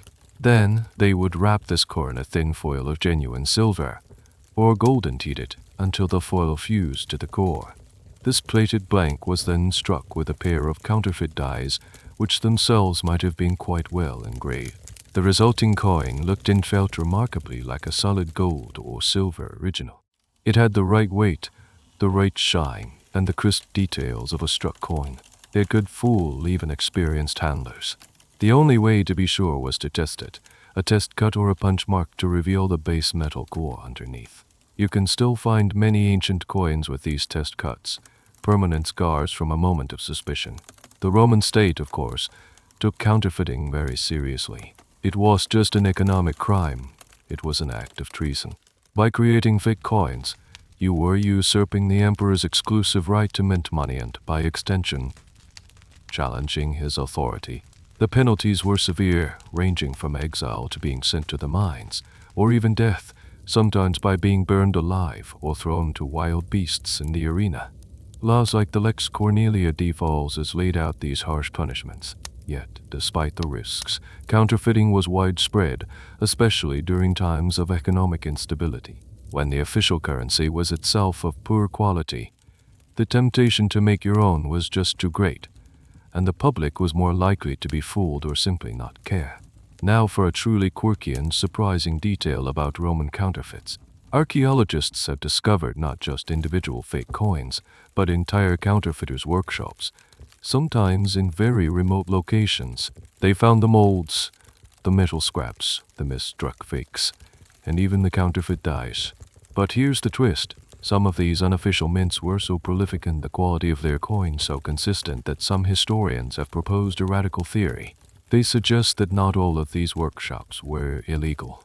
It's possible that during times of extreme military pressure or administrative breakdown, a local Roman governor or a general on the frontier, cut off from official supplies of currency, might have taken matters into his own hands and authorized the production of emergency money to pay his troops. These would be technically unofficial, but created out of necessity to keep the local administration and military functioning. They are sometimes called imitations or barbarous radiates and blur the line between illegal counterfeiting and pragmatic, decentralized governance. And this leads to a fascinating debate among historians and archaeologists. How do we definitively distinguish between an official provincial mint and a very good unofficial one, especially from the chaotic 3rd century? The lines can be incredibly blurry. The style of a coin is often the biggest clue. Counterfeit dies were often carved by less skilled artisans, resulting in portraits that are crude, cartoonish, or just plain weird-looking. The lettering might be misspelled or nonsensical. However, some fakes were remarkably well done, while some official coins from remote, under-researched mints could be surprisingly crude. The debate often involves detailed metallurgical analysis, die-link studies to see how many different coins were struck from the same die, and careful consideration of the archaeological context in which the coins were found. It's a complex puzzle with no easy answers. So the world of Roman currency was a constant battle for authenticity. The emperor used coins to project an official narrative of power and stability. But this message was constantly being challenged, not just by his own economic policies, but by a shadow economy of forgers and imitators. These fake coins were a form of dissent, a physical manifestation of the breakdown of trust. Every foyer that passed from hand to hand was a small tear in the fabric of imperial authority. A reminder that the emperor's control, no matter how absolute it seemed, was never truly complete. We've explored how coins were used to broadcast messages from the heart of the empire outwards. But what about when the heart of the empire itself went on the move? Roman emperors, especially from the 2nd century onwards, were not static rulers confined to their palaces in Rome. Many of them were constantly on the road, undertaking grand tours of the provinces, leading military campaigns on the frontiers, or simply moving their court from one major city to another. These journeys were massive logistical undertakings and powerful political events. And, of course, the imperial mints were there to document it all, turning coins into a kind of royal travel journal, a portable map of the emperor's presence and influence across his vast domain. Imagine the emperor arriving in your provincial town. It would be an event of a lifetime. The pomp, the ceremony, the sheer presence of the most powerful man in the world would be overwhelming. These imperial visits, known as adventures, were a huge deal. They weren't just sightseeing trips. They were opportunities for the emperor to inspect troops, hear petitions from his subjects, initiate new building projects, and generally reinforce the bonds between the provinces and the central government. And to commemorate these important visits, special coins were often minted. An adventures coin typically depicted the emperor on horseback, riding into a city, often with his hand raised in a gesture of greeting or clemency. The inscription might simply read ADENTUSAUGUSTI, the arrival of the Augustus. These coins were minted to celebrate the emperor's presence in a specific region, and they served as a powerful reminder to the locals that they had not been forgotten by the central power. It was a way of making the vast, impersonal empire feel a bit more personal, a bit more connected. It was like the president coming to your hometown and them issuing a commemorative stamp about it. But the travel log didn't just cover arrivals. It covered the journey itself. The Emperor Hadrian, in particular, was famous for his extensive travels. He spent more than half of his 21-year reign outside of Italy, visiting nearly every province of the empire. His reign produced an extraordinary series of travel coins. These coins featured his portrait on the obverse and on the reverse a personification of the province he was visiting. You can find coins for Britannia, Hisbania, Dacia, Aegyptos, and many more. Each province was represented by a unique, allegorical figure, often with specific attributes. Aegyptos, for example, might be shown with an ibis, while Britannia might be depicted as a warrior figure with a spear and shield. This series was a stunning piece of political communication. It advertised Hadrian's personal commitment to every corner of his empire, presenting him as a truly universal ruler, not just a Roman one. Now for a quirky detail about these travel coins. Sometimes the journey being celebrated whilst even the emperors. A key duty of the emperor was to ensure the safe passage of vital supplies, especially the grain shipment from Egypt to Rome. This was the city's lifeline. To celebrate a successful and secure grain fleet arrival, emperors would sometimes mint coins depicting a ship, often in great detail with sails, oars, and a pilot. The inscription might read Felicis, good fortune, or be dedicated to Annona, the goddess of the grain supply. These coins were a celebration of logistics, a public thank you to the sailors and a reassurance to the Roman populace that their food supply was secure, all thanks to the emperor's oversight. It's like a coin celebrating the efficiency of the National Postal Service or a shipping company. This brings us to a fascinating debate among historians. What was the primary audience and purpose of these travel series coins? Were they intended for circulation in the specific province being honored as a sort of commemorative souvenir for the locals? Or were they primarily intended for circulation back in Rome, to show the Senate and the people of the capital that the emperor was out there, actively managing his empire? The evidence is mixed. Some of these provincial coins are found more frequently in their named province, suggesting the local distribution. Others, however, are found all over the empire, suggesting a more centralized propaganda campaign. The most likely answer is that it was both. The coins served to flatter the provinces while also burnishing the emperor's image back home as a diligent, hands-on ruler who cared for all his subjects. It was a message with two target audiences, cleverly delivered through one medium. So these travel coins transformed the Roman monetary system into a dynamic map of imperial activity. They show us an empire that was not static, but constantly in motion, held together by the personal presence and tireless journeys of its ruler. Each coin depicting an adventures, a province, or a ship was a snapshot from the emperor's grand tour, a piece of a story that unfolded across thousands of miles. They were a testament to the idea that the emperor's authority was just a concept based in Rome. It was a physical reality, experienced and reinforced wherever he and his money traveled. We've seen the serious side of Roman coin propaganda, the politics, the military, the economy, the religion. But the Romans and their emperors also knew the importance of a good time. Public entertainment was not just a frivolous pastime in Rome, it was a cornerstone of social policy, a way to keep the massive urban population happy, distracted, and grateful to their leaders. This policy of bread and circuses paying amid circenses was a vital tool for maintaining public order, and you can be sure that emperors who sponsored lavish games and spectacles wanted everyone to know about it. So, naturally, the grandest shows on earth found their way onto the smallest of canvases, the coins.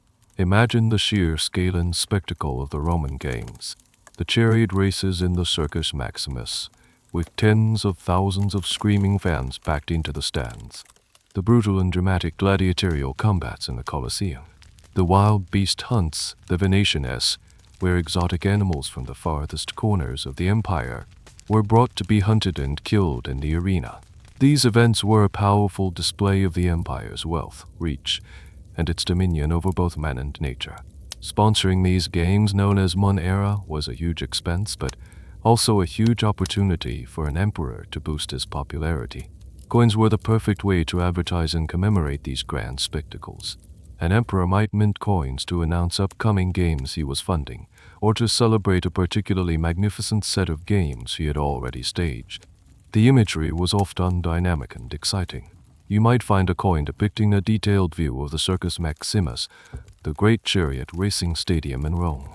You can almost hear the roar of the crowd and the thunder of the hooves. The Colosseum, the most iconic arena of them all, also appeared on coins, particularly those of the Flavian emperors who built it.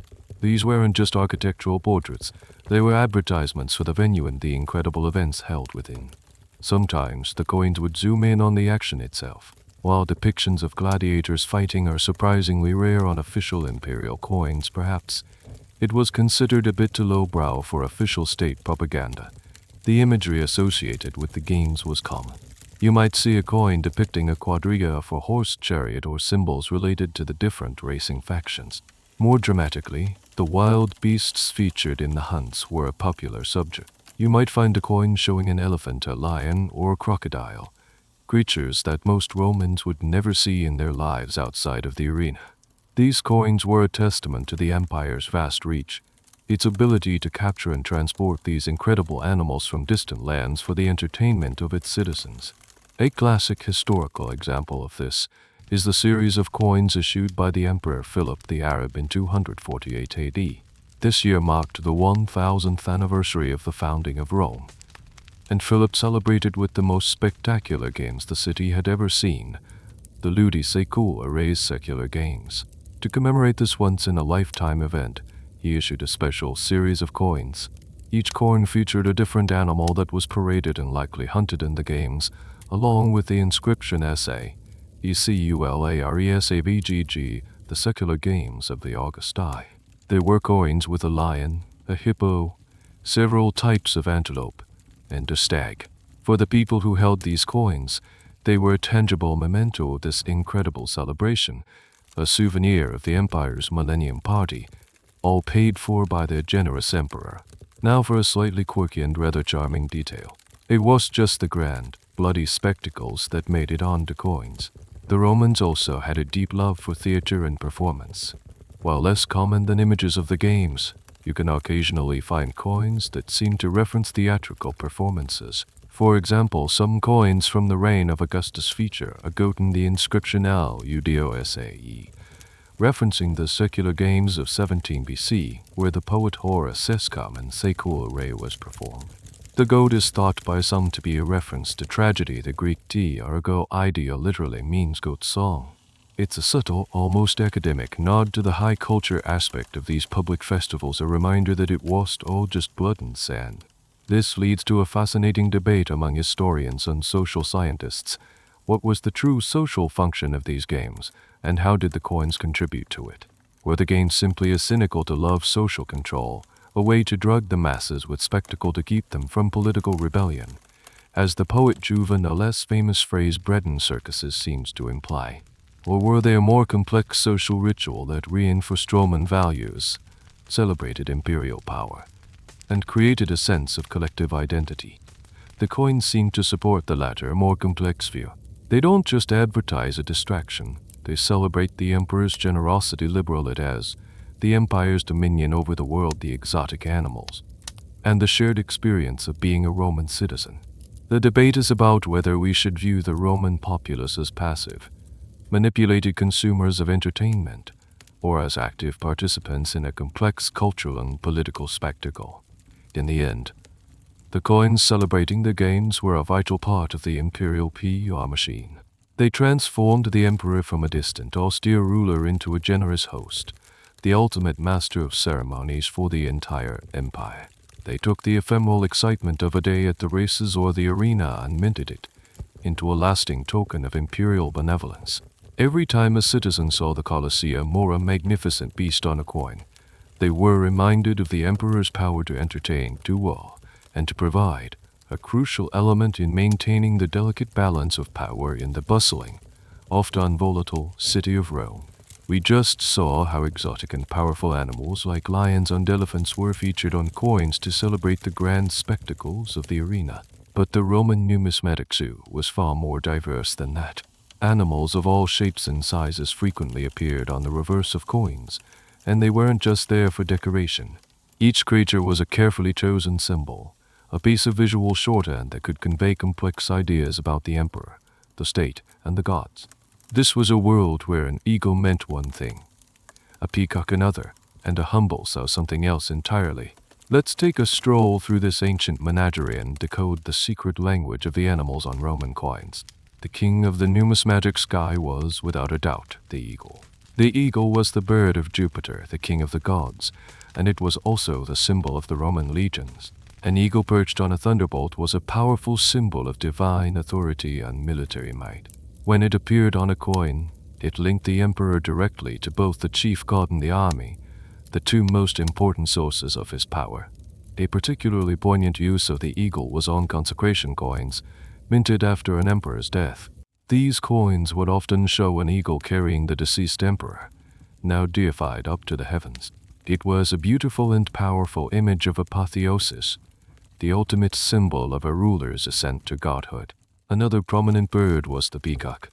Today, we might associate it with vanity, but for the Romans, the peacock was the sacred bird of Juno, the queen of the gods. As Juno was the patroness of empresses, the peacock became a common symbol on coins featuring the Augusta. It was often used on their posthumous consecration coins, just as the eagle was used for emperors. The peacock, with its magnificent tail that resembled a starry sky, was a symbol of eternity and celestial glory. Seeing a peacock on a coin was a sign of the empress's high status and her connection to the divine feminine power that protected the Roman state. But the symbolism wasn't always so grand and celestial. Sometimes it was very down to earth. Take the pig, for example. You might not think of a pig as a symbol of imperial power, but on certain coins, a sow with her piglets was a potent symbol of fertility and prosperity. It was often associated with the founding of certain Roman cities and, by extension, represented the fecundity and endurance of the Roman people. It was a rustic, agricultural symbol that resonated with the traditional values of the land.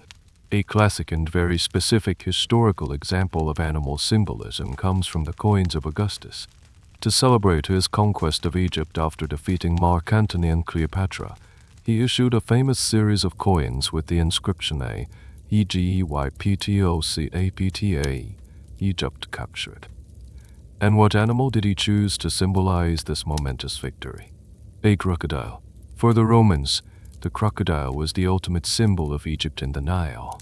Depicting a crocodile, sometimes chained to a palm tree, was a clear and unambiguous message. The strange, ancient, and wealthy land of Egypt was now firmly under Roman control. It was a brilliant piece of visual branding, using a single exotic creature to represent an entire conquered civilization. Now for a quirky and slightly mysterious detail. One of the most common animal symbols appearing across centuries of Roman coinage is the snake. But the snake is a very flexible symbol. A snake coiled around a staff, for instance, was the symbol of Asclepius, the god of healing and medicine. This would appear on coins to signify the emperor's role in safeguarding the health of the empire, perhaps after a plague. But a snake could also be a genius loci, the spirit of a particular place, or a symbol of eternity, shedding its skin and being reborn. Then sometimes it was simply an attribute of a god or goddess like Sally's health. The sheer versatility of the snake as a symbol makes it a fascinating puzzle for numismatists. What exact message was intended in each specific context? It's not always clear, adding a layer of mystery to these tiny artifacts. This leads to a recurring debate among historians of art and religion. How literally should we interpret this animal symbolism? Was the choice of, say, a griffin, a mythical creature with the body of a lion and the head of an eagle, just a cool, decorative element? Or was it a specific reference to its role as a guardian of treasure and a symbol of divine power, perhaps connected to the god Apollo? When an emperor puts a dolphin on his coin, is it a general symbol of the sea and safe passage, or a specific reference to Venus or Neptune? Some scholars argue for a very precise, almost dictionary-like, interpretation of each symbol. They believe that the mint masters and the educated elite would have understood a rich and complex vocabulary of animal symbolism. Others argue for a more generalized interpretation, suggesting that for the majority of the population, these animals simply added to the coin's overall aura of power, divinity, or prosperity without carrying a highly specific academic meaning. In the end, this numismatic zoo was a rich and flexible symbolic language. It allowed emperors to communicate a wide range of ideas: piety, military power, fertility, health, conquest, eternity, all without a single word of text. These animals transformed the coins from simple currency into miniature fables, each one telling a small story about the nature of Roman power and its place in the world. They are a testament to the Roman ability to pack a world of meaning into the smallest of spaces, turning every transaction into a subtle lesson in imperial ideology. So far, we've been operating under the assumption that a coin is, well, a small, round, metal disc. And for the most part, that's true. The circular shape was practical, easy to handle, and efficient to produce. But the Romans, ever the innovators and occasionally facing very strange circumstances, weren't always bound by convention. Dotted throughout the long history of Roman currency are some truly weird and wonderful exceptions to the rule: coins that weren't round, coins that were ridiculously large or incredibly tiny, and even some that seemed to have strange holes or countermarks. Let's dive into the cabinet of curiosities and look at some of the oddball coins that broke the mold. Perhaps the most visually striking of these oddities are the so-called contour naiates. These aren't technically coins for circulation, but they look a lot like them. They are large bronze medallions, about the size of a sestertius, that were produced from the 4th to the 5th centuries AD. What makes them so strange is their distinctive design. They have a deep, grooved channel carved all the way around the edge, which is what contour naiate means. They also feature very unusual imagery. Instead of the typical imperial propaganda, you might find portraits of long-dead emperors like Nero or Trajan, famous Greek philosophers, authors like Homer, or, most commonly, scenes from the chariot races and theatrical performances. They are a treasure trove of cultural history. The purpose of these contour naiates is one of the great numismatic mysteries. They clearly weren't money. So what were they? One popular theory is that they were used as game pieces or tokens for board games. Another is that they were distributed as tickets or souvenirs at the public games in Rome, a kind of high-end memorabilia. A third theory suggests they were part of a pagan revivalist movement in the late Christianizing empire, a way for the old senatorial elite to celebrate Rome's classical, non-Christian past. Whatever their purpose, they are a fascinating and bizarre departure from the standard imperial coinage. Another type of oddity comes from the sheer size. While the bronze sestertius was already a satisfully large and heavy coin, some emperors produced even larger bronze medallions. These were not intended for daily commerce, but were likely struck as special presentation pieces, given as gifts by the emperor to high-ranking officials, military commanders, or foreign dignitaries. They were the ancient equivalent of a commemorative plate or a state medal. Because they were not constrained by the need for mass production, the artistry on these medallions is often exquisite, with high-relief portraits and incredibly detailed reverse scenes. They were the ultimate expression of numismatic art and imperial favor. At the other end of the scale, you have the incredibly tiny Roman coins, sometimes called minimissimi. These are minuscule bronze coins, some no bigger than a lentil, that appear in the late Roman period, particularly in Britain and Gaul. Their existence is a historical puzzle. They are so small that they must have been incredibly impractical to use. Imagine trying to count out a handful of coins that are only a few millimeters in diameter. One theory is that they were produced during periods of severe economic breakdown, when there was a shortage of official small change. Local communities or even individuals might have started producing their own tiny, fractional currency to make daily transactions possible. Another theory is that they were used as votive offerings thrown into sacred springs or shrines, where their monetary value was less important than their symbolic function. Now for a truly quirky and practical modification you can find on Roman coins, countermarks. A countermark is a small symbol, letter, or design that has been stamped onto a coin after it was originally minted. It's like a secondary layer of branding.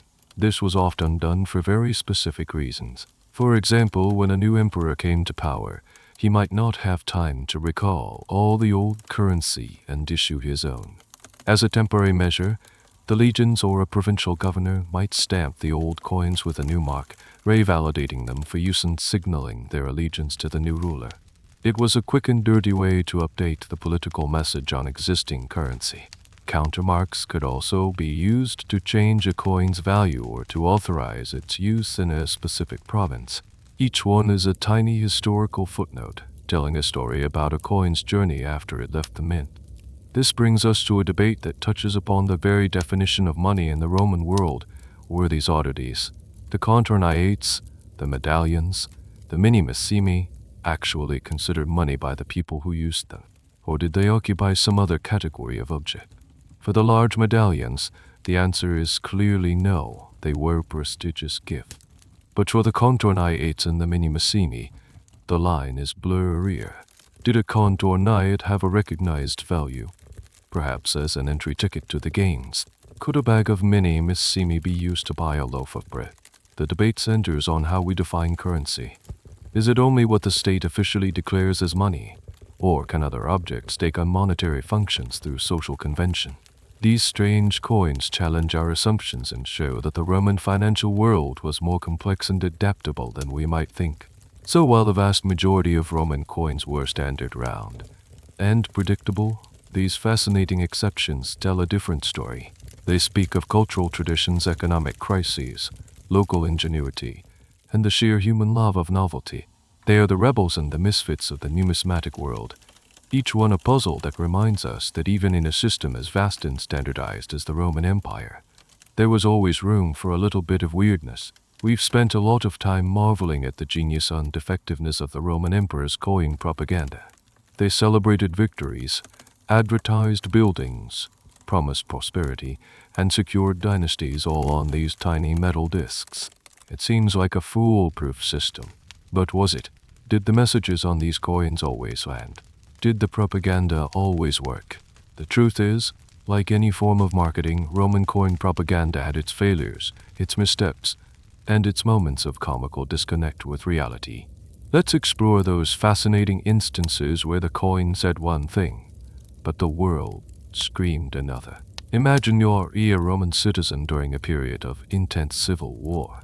A general in Britain has declared himself emperor, another one is rising in the east, and the official emperor in Rome is struggling to hold on. Yet, the coins you're using, minted by the emperor in Rome, bear the inscription CO, and CORDIAMILITUM, the harmony of the armies. You'd probably have a good, cynical laugh. This is a classic example of propaganda failure, when the message on the coin is so blatantly at odds with the lived reality of the people that it becomes ineffective or even counterproductive. These aspirational or counterfactual coinages are one of the most interesting types of propaganda failure. An emperor on the brink of being overthrown might issue coins celebrating DCVRITASP, IDDA perpetual security. A ruler facing a devastating plague might mint coins praising LVSAVGV, the health of the emperor empire. In these cases, the coins aren't reflecting reality. They're trying to desperately shape it. It's a form of political wishful thinking, a hope that if you repeat a message enough, it might just come true or at least convince some people. But for a populace experiencing the exact opposite, such messages could easily breed resentment and cynicism rather than confidence. Another way propaganda could fail was through sheer hubris. Some emperors got a little too carried away with their own divine press releases. We mentioned Commodus identifying himself with Hercules, which was already pushing the boundaries. The Emperor Domitian, known for his autocratic style, insisted on being addressed as Dominus et Deus, Master and God, in his lifetime. While his coins didn't always state this so explicitly, their tone was one of immense, almost divine authority. This level of arrogance backfired. It alienated the traditionalist Senate and contributed to the conspiracies that ultimately lead to his assassination. His propaganda was too heavy-handed. It didn't persuade, it bullied. After his death, the Senate condemned his memory, a damnatio memoriae, and his statues were torn down. His overly ambitious branding had failed to secure his legacy. A classic historical example of a major propaganda disconnect comes from the reign of the Emperor Gallienus during the crisis of the 3rd century. His empire was literally falling apart. The western provinces had broken away to form the Gallic Empire, and the eastern provinces were under the control of Palmyra. The economy was in freefall. Yet, in the midst of this chaos, Gallienus issued an extraordinary series of coins. On the reverse, he featured various gods and goddesses with the inscription CONS, RVATO, protector of the Augustus. He essentially called upon the entire Roman pantheon, one by one, to be his personal protectors. On one level, it's a fascinating display of piety. On another, it looks like an act of sheer desperation. When you have to ask every single god for help on your money, it's a pretty clear sign that things are not going well. The message was one of confidence, but of profound vulnerability. Now for a quirky and very human type of propaganda failure, the simple mistake. The die engravers, the saletaires, were highly skilled, but they were also human. Working under pressure to produce vast quantities of coins, mistakes were bound to happen, and they did. You can find Roman coins with spelling errors in the inscriptions. Letters might be reversed or words misspelled in comical ways. A famous example was a coin that was supposed to read FELICITIS happiness but ended up as FEITIS. There are also mules which are coins struck with two dies that weren't ever intended to be paired together. For example, the obverse of one emperor with the reverse of his predecessor. These aren't propaganda failures in the strategic sense, but they are a delightful reminder that behind the grand, imposing facade of imperial power, it was an enterprise run by fallible human beings. This leads to a deep and challenging debate for historians. How can we truly measure the success or failure of this propaganda? We can point to instances where the coin's message seems absurdly out of touch with events, but does that mean it failed? Perhaps for some, a coin promising peace during a war was a comforting lie, a glimmer of hope.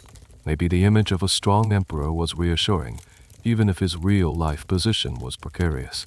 We can't interview a Roman farmer to ask him if he found a particular coin's message convincing or insulting. We are left to interpret the propaganda's effect based on the subsequent course of events, which is an imperfect measure. The debate is about the agency of the audience. Were they passive recipients of propaganda or active, critical interpreters of the messages they held in their hands every day? In the end, the story of Roman coin propaganda is not one of unqualified success. It was a constant push and pull between the image the emperors wanted to project and the complex, often messy, reality of the world. The failures, the lies, and the mistakes are just as revealing as the brilliant successes. They humanize the grand narrative of empire, showing us rulers who were sometimes desperate, sometimes arrogant, and systems that were sometimes flawed.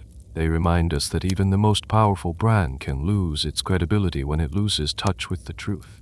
So we've examined the propaganda from the top down, the emperor's message, the mint's production, the intended meaning. But let's flip the coin over, both literally and figuratively. What did all of this actually mean to the average person who was really seeing these messages? We've talked about the farmer in Gaul, the legionary on the Rhine, the merchant in Alexandria. But how did they, the overwhelming majority of the empire's population, truly interact with and interpret this constant stream of metallic micro-propaganda? This is where the story moves from the grand strategy of the palace to the gritty reality of the street. First, we need to acknowledge the sheer diversity of the Roman Empire. There was no single average Roman. The experience of someone living in the bustling, cosmopolitan heart of Rome was vastly different from that of a subsistence farmer in a remote British village or a Greek-speaking scholar in Athens. Literacy rates, while higher than in many other ancient societies, were still low overall. So, for a significant portion of the population, the intricate Latin inscriptions on the coins would have been meaningless strings of letters. For them, the message had to be purely visual. This is why the imagery, the portrait, the symbols, the allegories was so crucial. A picture of a triumphant emperor standing over a captive was a universal language. A cornucopia overflowing with fruit needed no translation. The portrait of the emperor, even if they couldn't read his name, clearly communicated this is the authority, this is the power that backs this money. The visual propaganda was the most democratic part of the message, accessible to literate and illiterate alike. It established a baseline of imperial presence and authority that transcended language barriers. For the soldiers, the legionary, the coins had a particularly potent meaning. Their pay, the stipend IUM, was delivered in sacks of these very coins.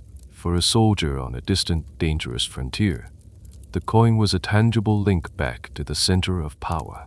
It was a direct payment from the emperor he had sworn an oath to. When he received a coin celebrating a recent victory, perhaps one he had even participated in, it must have been a powerful affirmation of his role and his sacrifice. Coins with FIDESMILITUM, loyalty of the army, or C, or DII, IIIIIXE, RCITV, harmony of the armies, were not just abstract propaganda. They were direct messages to the men whose loyalty kept the emperor on his throne. For a soldier, the coin was just money. It was a receipt for his service and a reminder of who he served. A mainstream historical point to consider is the role of coins in the Romanization of the provinces. As Rome expanded, its currency spread with it, replacing or circulating alongside local coinages. For people in newly conquered territories, the arrival of Roman coins, bearing the emperor's face and Roman symbols, was a constant, daily reminder of the new power structure. Using these coins to pay taxes, to buy goods in the market, was a form of participation, willing or not, in the Roman system. Over generations, the iconography would have become familiar, embedding Roman political and religious ideas into the fabric of local life. It was a subtle but incredibly effective to love cultural integration. Now for a quirky and often overlooked detail, the secondary life of coins. Not all coins stayed in circulation until they were worn smooth. Some were taken out of the economy and given new meanings by ordinary people. Archaeologists find Roman coins in all sorts of non-monetary contexts. They were often used as jewelry with holes drilled in them so they could be worn as pendants or sewn onto clothing. In these cases, the owner might have chosen a coin with a particularly beautiful portrait or a symbol that had personal meaning to them, perhaps a depiction of their favorite deity or a coin from the birth year of a child. They also turn up frequently in graves, placed in the mouth or hand of the deceased, a continuation of the Greek tradition of care and ball, a payment for the ferryman of the underworld. Here the coin's official propaganda message is completely subverted, transformed into a deeply personal, religious, or decorative object. And this leads to one of the most fundamental and difficult debates in the study of Roman history. Can we ever truly know what the silent majority thought? Our historical sources are almost exclusively written by the elite, senators, historians, poets. They tell us what they thought about the emperors and their propaganda, but they rarely, if ever, record the opinions of a common soldier or a humble shopkeeper. We are left to infer their perspectives from the archaeological evidence, like the way they used and discarded coins. Some historians argue that we should assume a degree of media savviness, that ordinary people were perfectly capable of seeing the spin and interpreting the messages with a healthy dose of skepticism. Others argue that for many the coins were simply a fact of life, their messages accepted passively as part of the background noise of imperial authority. The debate is a crucial one, as it challenges us to think about how history is written and whose voices are remembered. So, while the emperor and his mint masters had a clear intention for their coin propaganda, the message was ultimately received and reinterpreted by millions of different people in countless different ways. It was seen through the eyes of a loyal soldier, a skeptical merchant, a devout citizen choosing a grave good, or a provincial farmer who simply needed to buy seeds. The true story of these coins isn't just in their minting, but in their journey, in the calloused hands they passed through, and in the diverse meanings they accumulated along the way. The audience was not a passive recipient, it was an active, silent partner in the creation of meaning. Let's take our perspective down one final, crucial level. We've considered the emperor's strategy and the people's reception. Now, let's try to experience this world from the point of view of the coin itself. Let's follow a single, freshly minted silver denarius on its journey through the Roman Empire. By tracing its path, we can move beyond abstract ideas of propaganda and economics and feel the very texture of daily life, the grime, the hope, and the human hands that this small piece of metal connected. Our coin begins its life in the clamor and heat of the mint in Rome, sometime during the reign of the Emperor Trajan. It's the early 2nd century AD, a period of relative peace and prosperity. A heavy mallet strikes, and in a flash of pressure, our denarius is born. On its obverse is the noble, bearded portrait of Trajan, with the inscription proclaiming him OPT, IMOP, IMOP, or INCIPI, the best of rulers. On its reverse, a hopeful image of Arabia, personified, with a camel at her feet, celebrating the recent annexation of the province. Our coin is a perfect little piece of imperial PR, a great emperor on new territory, a future of prosperity. Its journey begins not in a wallet, but in a heavy cloth sack, bundled with thousands of its identical brethren. It's part of the military payroll. The sack is loaded onto a wagon, which rumbles out of Rome, joining a caravan traveling north along a stone-paved Roman road. For weeks, our coin jingles in the dark, part of the immense logistical effort to pay the legions defending the empire's frontiers. It crosses the Alps and travels up through Gaul, finally arriving at a large military camp, a fortress on the Rhine frontier in Germania Superior. Here our coin sees the light of day for the first time since leaving the mint. The sack is opened, and a legionary, let's call him Lucius, receives his pay. Lucius holds our denarius in his calloused palm. Perhaps he glances at the image of the camel and feels a flicker of pride in the empire's vastness, or perhaps HES, just relieved to finally be paid. His relationship with the coin is immediate and practical. The first thing Lucius does is head to the Vicus, the civilian settlement that is sprung up outside the fortress walls. He enters a bustling tavern. The air is thick with the smell of cheap wine and wood smoke. Here, our denarius makes its first transaction. Lucius slaps it on the wooden counter in exchange for a cup of wine and a hot meal. The tavern keeper, a stout Gaul with a shrewd eye, bites the coin gently, a quick, reflexive check for a plated counterfeit, before tossing it into a wooden box with other silver and bronze pieces. Our coin is now officially in circulation. A few days later, a traveling merchant selling fine pottery from southern Gaul stops at the tavern. He trades his wares for a pouch of coins, and our denarius is among them.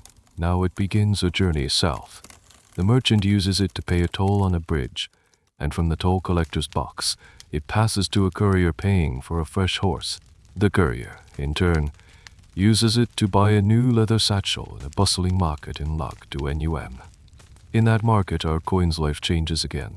It's taken by a money changer, who gives a farmer some bronze SES tertii for it. For a while, it sits in the money changer's chest, a silent witness to countless transactions. Then it's used as part of a larger payment to a landowner, who is buying a new shipment of olive oil from Spain. Now our coin is on a boat, traveling down the Rhone River and out into the Mediterranean Sea. It survives the sea journey and ends up in the port city of Tarraco in Hispania. Here it might be used to pay a dock worker, who then uses it to buy a votive offering at the local temple, a small terracotta lamp. He drops our denarius into the temple treasury box. It is now sacred money. But temples, too, have expenses. Months later, our coin is used to pay for repairs on the temple roof. A stonemason takes it home, and his wife uses it at the market to buy a live chicken. And so it goes, for years, for decades. Our denarius passes through the hands of soldiers, innkeepers, merchants, farmers, priests, and artisans. It has been buried for safekeeping, gambled away in a game of dice, offered to the gods, and used to buy everything from a meal to a tool to a prayer. Its original propaganda message, Trajan's conquest of Arabia, is now ancient history. The emperor's face has grown smooth, the camel on the reverse worn almost featureless from the constant friction of human hands. One day an old woman, perhaps the great-granddaughter of the stonemason, is walking near her farm. She stumbles, and the small pouch at her belt comes loose. Our denarius, now thin and worn, falls silently into the soft earth at the edge of a field. It is not found. The seasons change. Grass grows over it. It lies in the cool, dark soil, its long journey finally at an end. It has become a sleeper, waiting patiently for a future it cannot imagine. It has ceased to be money and is now on its way to becoming something else, an artifact. A tiny, silver witness to the immense, interconnected, and intensely human world of the Roman Empire. Our denarius lies sleeping in the soil of a Spanish field, its life as currency over. For nearly 2,000 years it waits. Seasons turn, empires rise and fall, languages change, and the world above transforms in ways its mentors could never have conceived. Then, one day in the 21st century, a hobbyist with a metal detector gets a faint but clear signal. A little digging, a careful brushing away of the soil, and our coin sees the light once more. It is no longer a denarius, a piece of money. It is now a source, a clue, a tiny, tarnished whisper from the past. Let's explore how modern historians and archaeologists take this whisper and use it to reconstruct the world our coin once knew. When that metal detector ISD pulls our coin from the ground, its first new role is as a piece of archaeological data. The most important question is, where was it found? The find spot is crucial. Knowing that this coin, minted in Rome, ended its journey in a field in what was once Hispania or Consins, tells a story. When thousands of such finds are mapped, they reveal the arteries of the Roman economy. They show us the trade routes, the reach of the military payroll, and the extent of monetary circulation. A cluster of coins from a specific emperor found near a Roman fort can help date its occupation. The absence of coins in a certain area might suggest it was outside the main monetized economy. Our single denarius becomes a data point in a vast geographic puzzle. Next, the coin itself is examined. A numismatist, a specialist in coins, will identify it. They'll look at the worn portrait and the faint traces of the inscription. Oh, they might say, this is Trajan, and the reverse. Is that a camel? Yes, this is from his Arabian series, celebrating the annexation of Nabatea. They can probably date its minting to a very specific period, around 111-112 AD. By identifying the mint mark, if one is visible, they can confirm it was made in Rome. Suddenly, our coin has a precise identity, but the analysis goes deeper. The coin is weighed and its dimensions are measured. Its current weight is compared to the theoretical weight of a denarius from that period. The difference tells a story of how much metal it has lost through wear and tear, giving a rough, tangible sense of how long it was in circulation. Then comes the high-tech magic. Using non-destructive methods like X-ray fluorescence, its metallic composition can be analyzed. Scientists can determine the exact percentage of silver, copper, and any trace elements. This data, when compared with thousands of other coins, helps historians track the policy of debasement. They can see the health of the Roman economy reflected in the very metal of our coin. Was Trajan's silver pure? The data from our denarius helps answer that question. The iconography, the pictures on the coin, is a rich source for historians of art, religion, and politics. The portrait of Trajan is compared to his statues and other coin portraits to understand how he crafted his public image. The camel and the personification of Arabia are analyzed as pieces of political propaganda. Why a camel? What did it symbolize to the Roman viewer? How does this imagery fit into the broader narrative of Trajan as the Optimus Princeps? Our little coin becomes a key piece of evidence in understanding how emperors communicated their achievements and ideology. It's a primary source document, as valuable as a passage from an ancient historian like Tacitus or Suetonius. But with one key difference, it's a document that was seen unhandled by all levels of society, not just the literate elite. Now for a quirky and fascinating aspect of modern numismatics, the study of hoards. Sometimes people in the ancient world buried their savings for safekeeping, intending to come back for them later. If they never did, perhaps due to war, plague, or personal tragedy, their pot of coins remains in the ground as a hoard. These hoards are historical time capsules. The latest coin in the hoard provides a term in its post-quem, a date after which the hoard must have been buried. This can be incredibly useful for dating archaeological sites.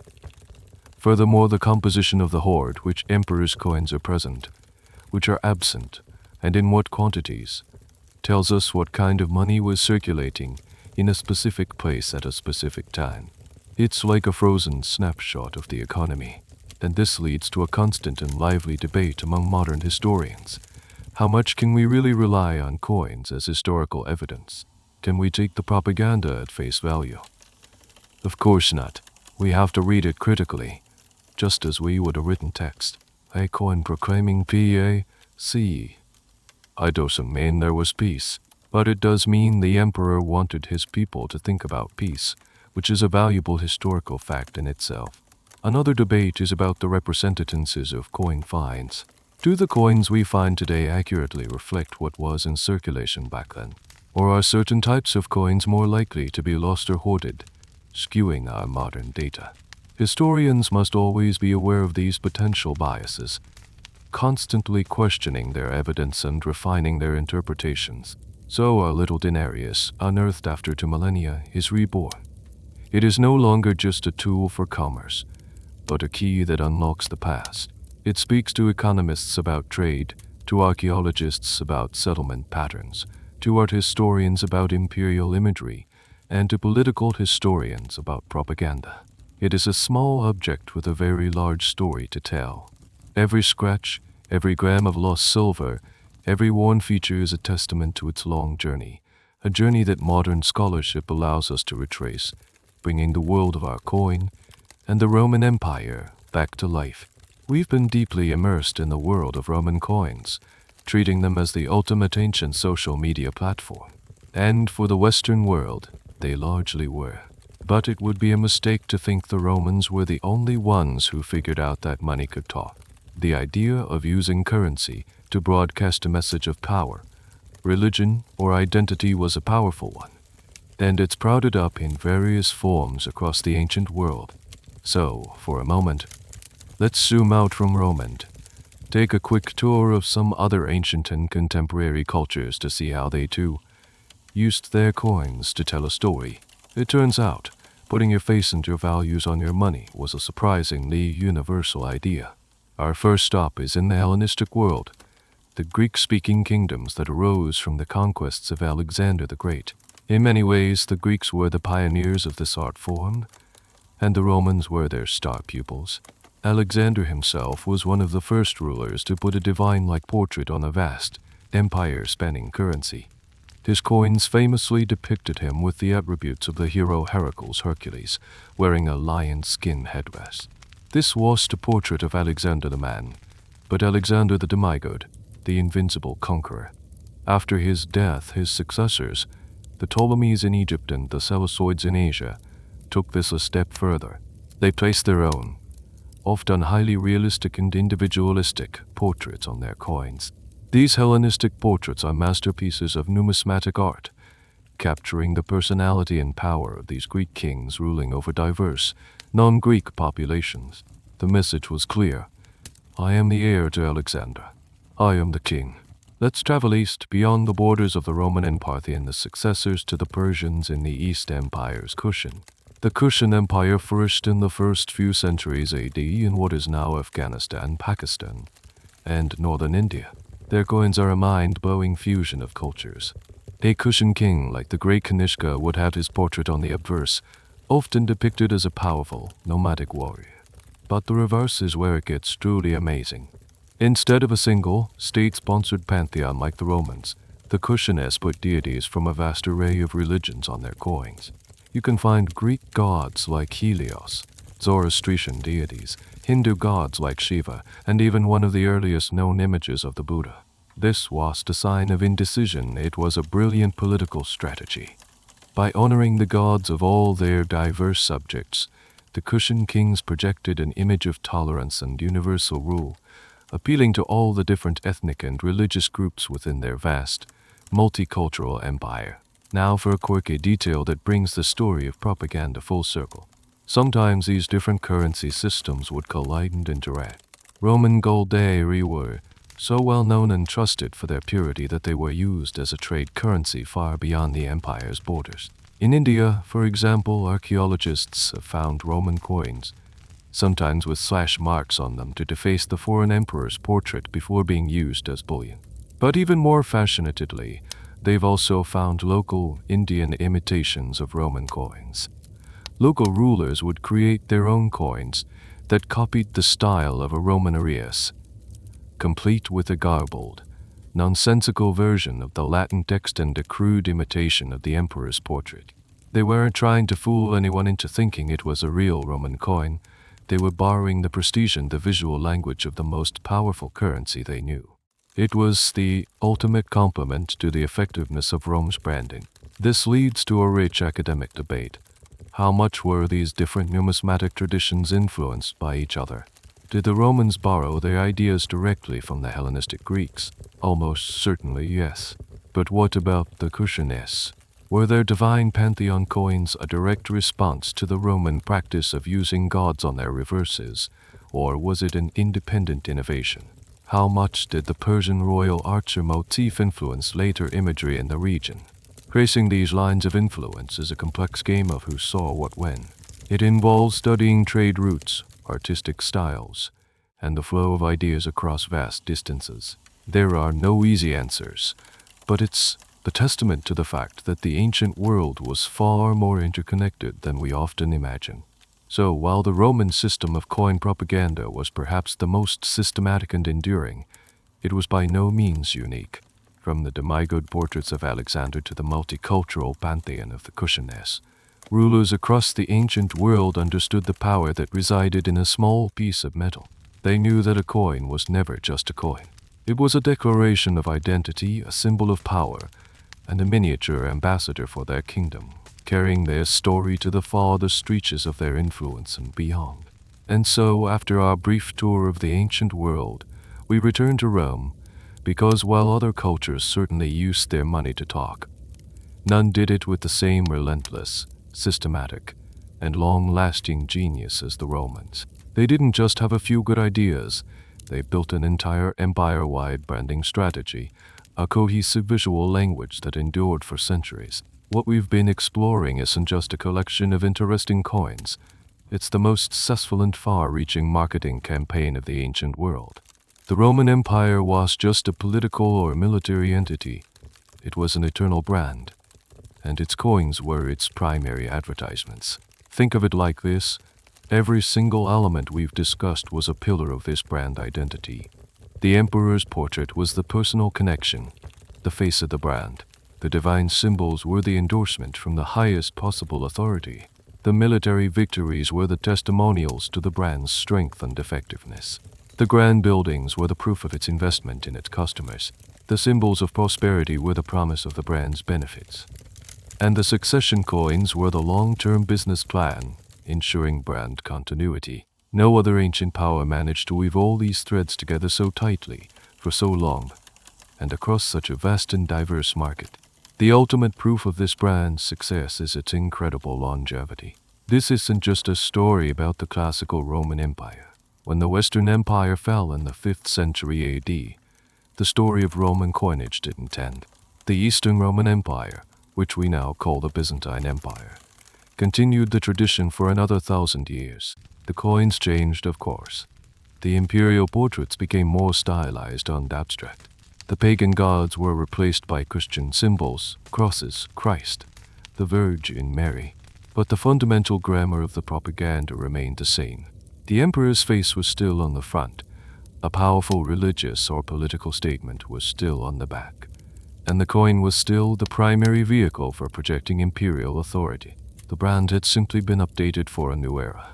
Now for one last quirky detail, which speaks volumes about the sheer power these objects held long after their original context was gone.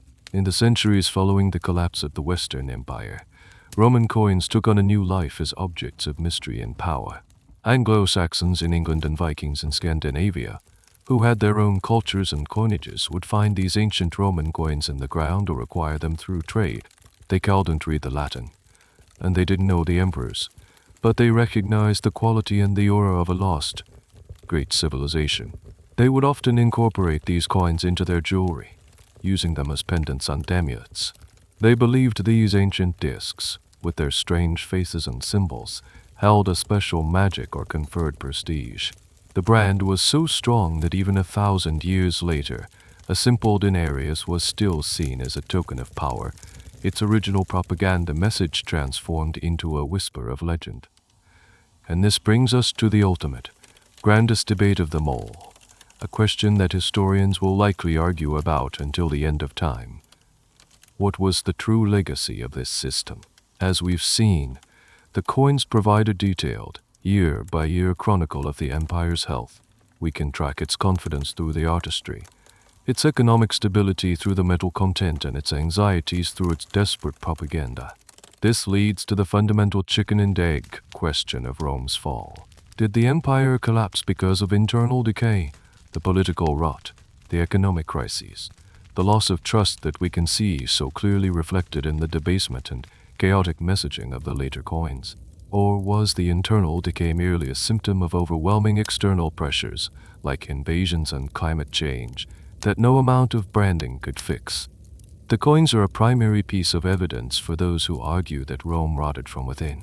They are the financial statements of a declining superpower.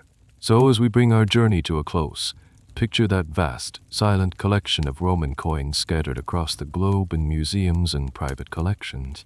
They are the surviving profiles from the world's first great social media platform. The feed has gone quiet, the empire has vanished, but the posts remain, frozen in silver and gold. They are a testament to the profound, enduring idea that what you hold in your hand is never just money. It is a story, a promise, and an identity. It is the echo of a brand that defined the known world, a brand so powerful that its impression can still be felt 2,000 years later. And so the story comes to a gentle close. The clinking of ancient coins in a Roman marketplace begins to fade, softening into a distant, rhythmic echo. The sharp-eyed portrait of the emperor, once so clear, now blurs and dissolves like a face half remembered in a dream. The great stone arches and triumphant eagles recede, their hard edges softening into the hazy landscapes of your own imagination. The journey we took tonight, through bustling forums and quiet fields, is over. Now a new journey begins, a quieter one, into the soft and welcoming landscape of sleep. The little denarius we followed has found its rest in the cool, dark earth, and it is time for you to find yours. Let the murmur of history become the gentle hum that lulls you deeper and deeper still. There are no more facts to learn, no more dates to remember. There is only the feeling of gentle drifting, a slow and easy descent into peace. The lights of Rome have gone out, one by one, leaving only the soft glow of the moon and the quiet comfort of your bed.